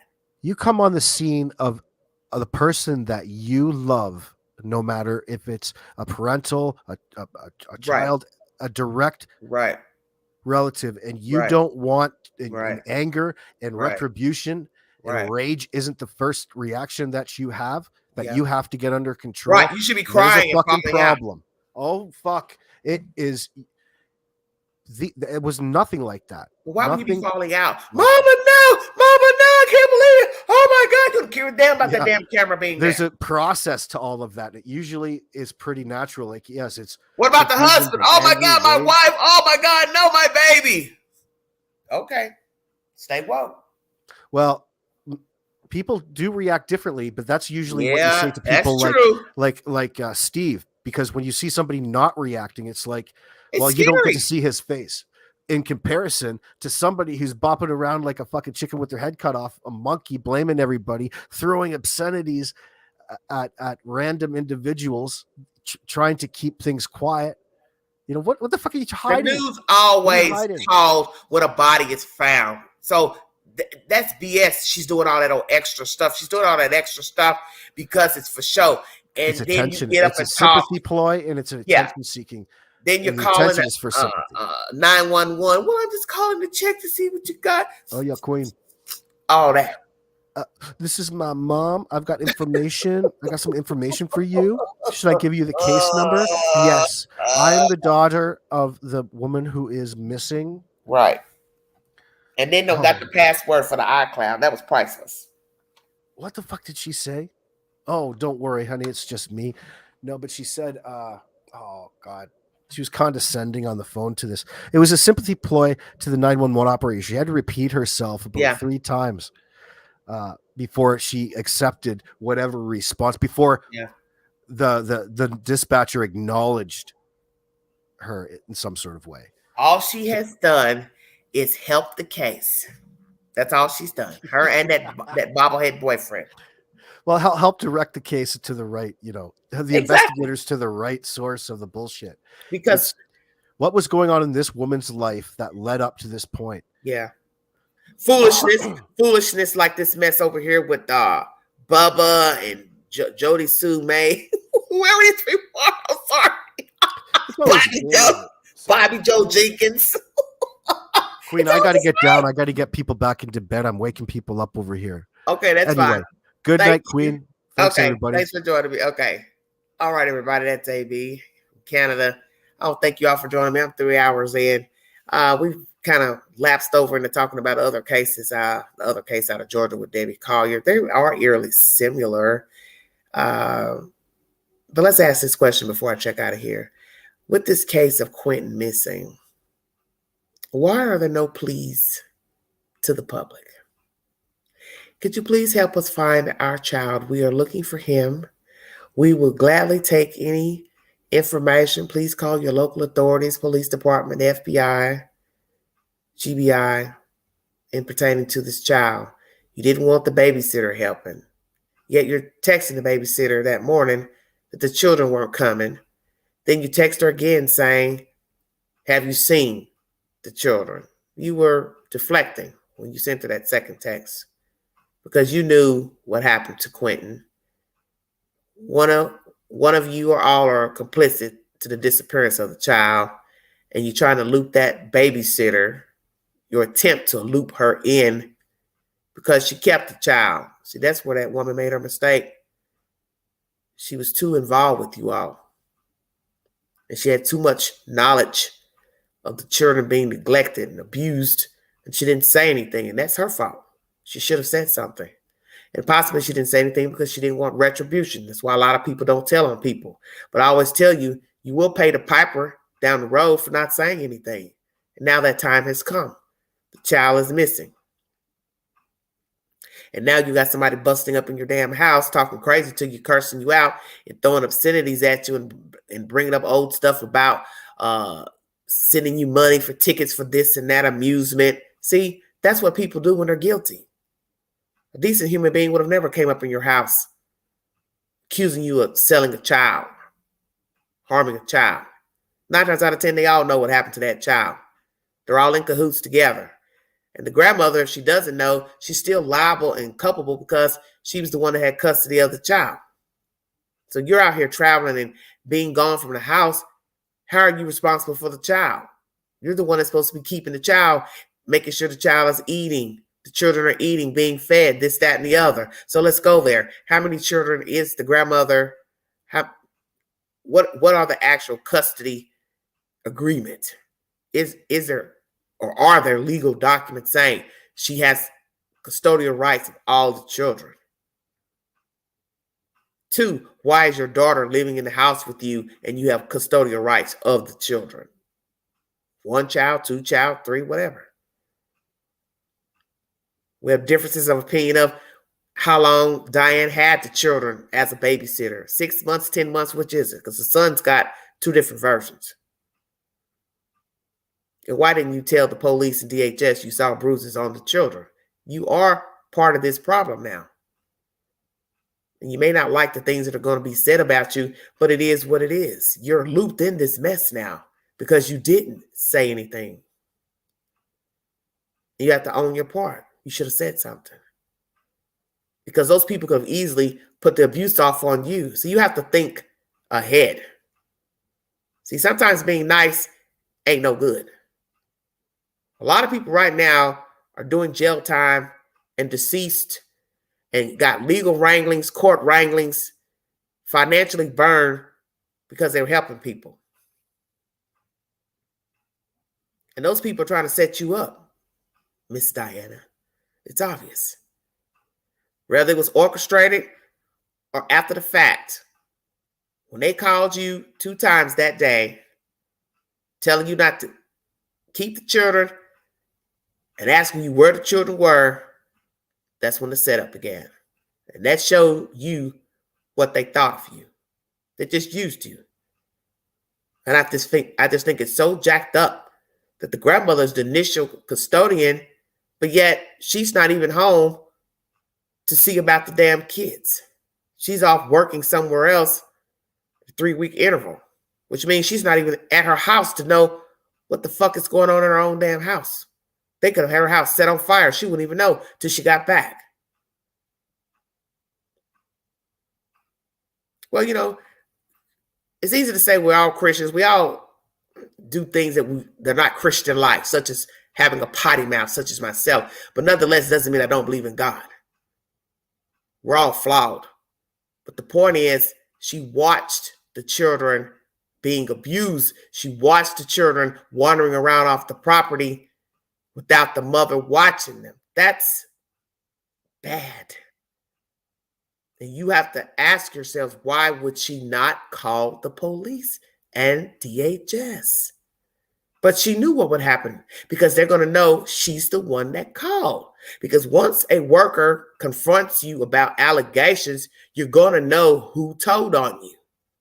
Especially the fact that you're leaving your kids with this lady. As soon as the woman starts spinning the web, hey, no diapers, no Pampers, no milk, no this, you're going to know who told it. Oh, Diane told that. I can't believe she turned on me. But she should have turned on you because it was the right thing to do. Because nobody in their right mind can sit here and say it wasn't the right thing to do because now we got a whole damn kid missing. So hell yeah, it was the right thing to do. Where's that baby? Where's that baby? Why that baby? What happened to that baby? How many people know what happened to the baby? How many people are involved in what happened to the baby? You got too many irons in the fire. Exactly. See something, say something. These stories are the same every day. People testifying after the fact. It's too late.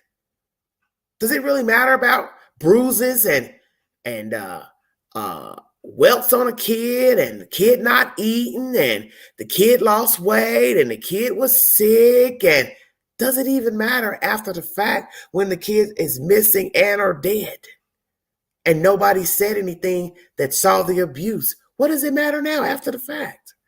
And I'm not trying to be mean, but I don't sugarcoat anything over here when it comes to kids. That's why I chose not to talk about kids anymore, because a lot of people want to keep enabling the people involved in the children's lives. You can't give a free pass when it comes to kids. This is the very reason why the kids end up missing and the kids end up dead, because somebody saw what was going on and somebody didn't say something. And then they want to talk to the news and do Facebook Lives and find people on YouTube to spin the web. But it's too late, because now we got thousands of people out here looking for a damn baby. Feeling guilt. She should feel guilty. And I'm sure she's being beat up internally, knowing that had she said something, the child will be alive. So you can't worry about what people are going to think. Because sometimes you just have to say, well, I'm just going to take the beating and go on and tell the truth. And I know some people, you might be afraid to tell the truth on because they might appear dangerous. They might have, a lot of relatives. They might be, hanging with people that are gang related or people that, enact violence and they've got criminal records. And thank you, A-Balance. Thank you so much. It's obvious, she might have been scared to say something. I get that. But look at the end result. We're now looking for a whole kid. So what you have to do is weigh the two. Was it worth not speaking up? And I'm sure she is beating herself up. Damn, I wish I'd have said something. This kid's gone now. I think the mom did it, or the boyfriend, or the grandmama, whomever, it doesn't matter. It's too late. Now you got to go on Facebook Live and explain your damn self. But if I was her from here on out, I would not accept any more messages. Messenger. Would not be talking to people on Messenger. I would not be explaining myself anymore. I wouldn't do that. It's a bad idea. Just stay off Facebook. Because really what you're getting ready to do is seal your own fate up if indeed this becomes a criminal investigation. Everything you said in a text message, everything you said on a live, it's going to be played back in court. And you're going to have to explain to 12 members of a jury why you didn't speak up about the kid. Exactly. Give people stuff to pick apart. Exactly. And that's what they're going to do. It's what I'm doing here now. And I'm telling you, defense attorneys are ruthless. And they're going to eat her alive. You knew all along these kids were abused, so you say. Why didn't you say something? Why didn't you say something? You kept them for how long? 6 months? 10 months? You saw bruises on their necks, their arms, their wrists, their legs. Why did you keep keeping them? Exactly. That's the point I've been trying to make in this live. It's that these people are diabolical. You had no business keeping their kids.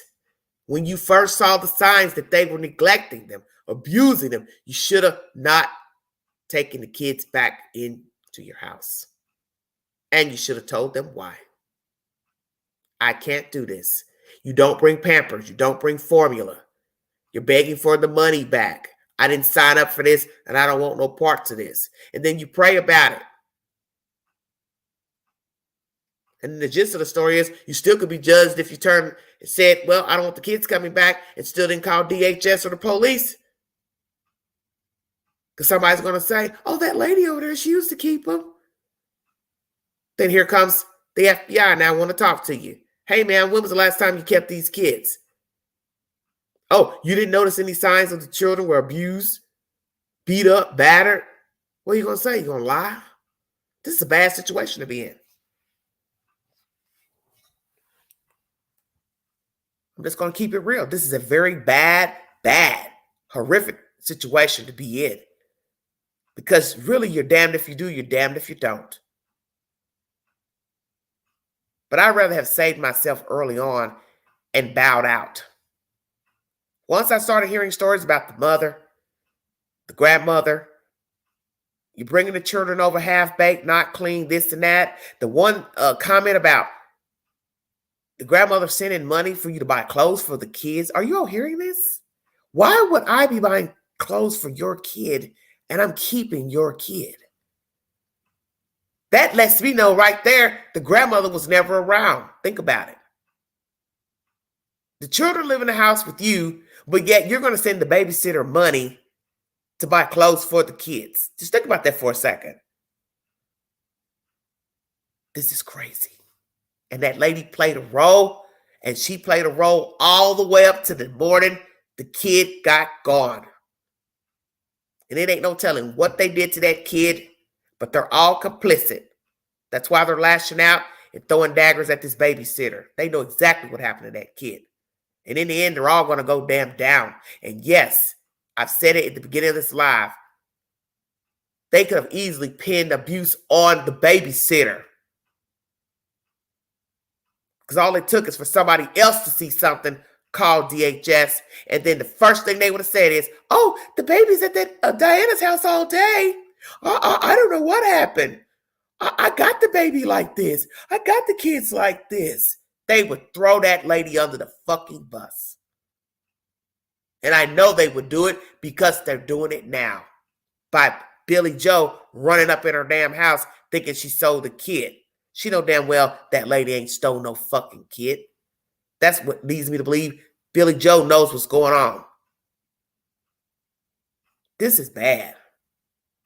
In this case, it's eerily similar to Debbie Collier. Each case is dealing with drugs, theft, and wayward women. Grace to God, Amanda don't have any kids. I haven't heard that she has any children. I don't know if she has any children or not.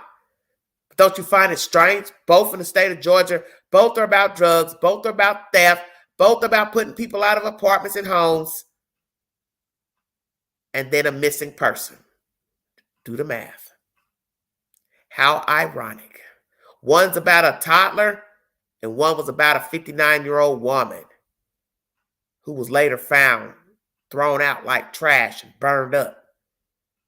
We still don't know the manner of death. Now, here we go. It's a baby boy. Same state, same jacked up circumstances, jacked up family members. I'm telling you all, you better be very careful of the company you keep. That's why I make this live tonight, is to show you this is a cautionary tale of getting yourself involved with people that you don't have no business dealing with. You cannot feel sorry and beat yourself up because you like the kid or you want to help somebody out with their kid. You better know who the fuck you're dealing with. Because a lot of people have gotten jacked up because of the company they kept and trying to help people.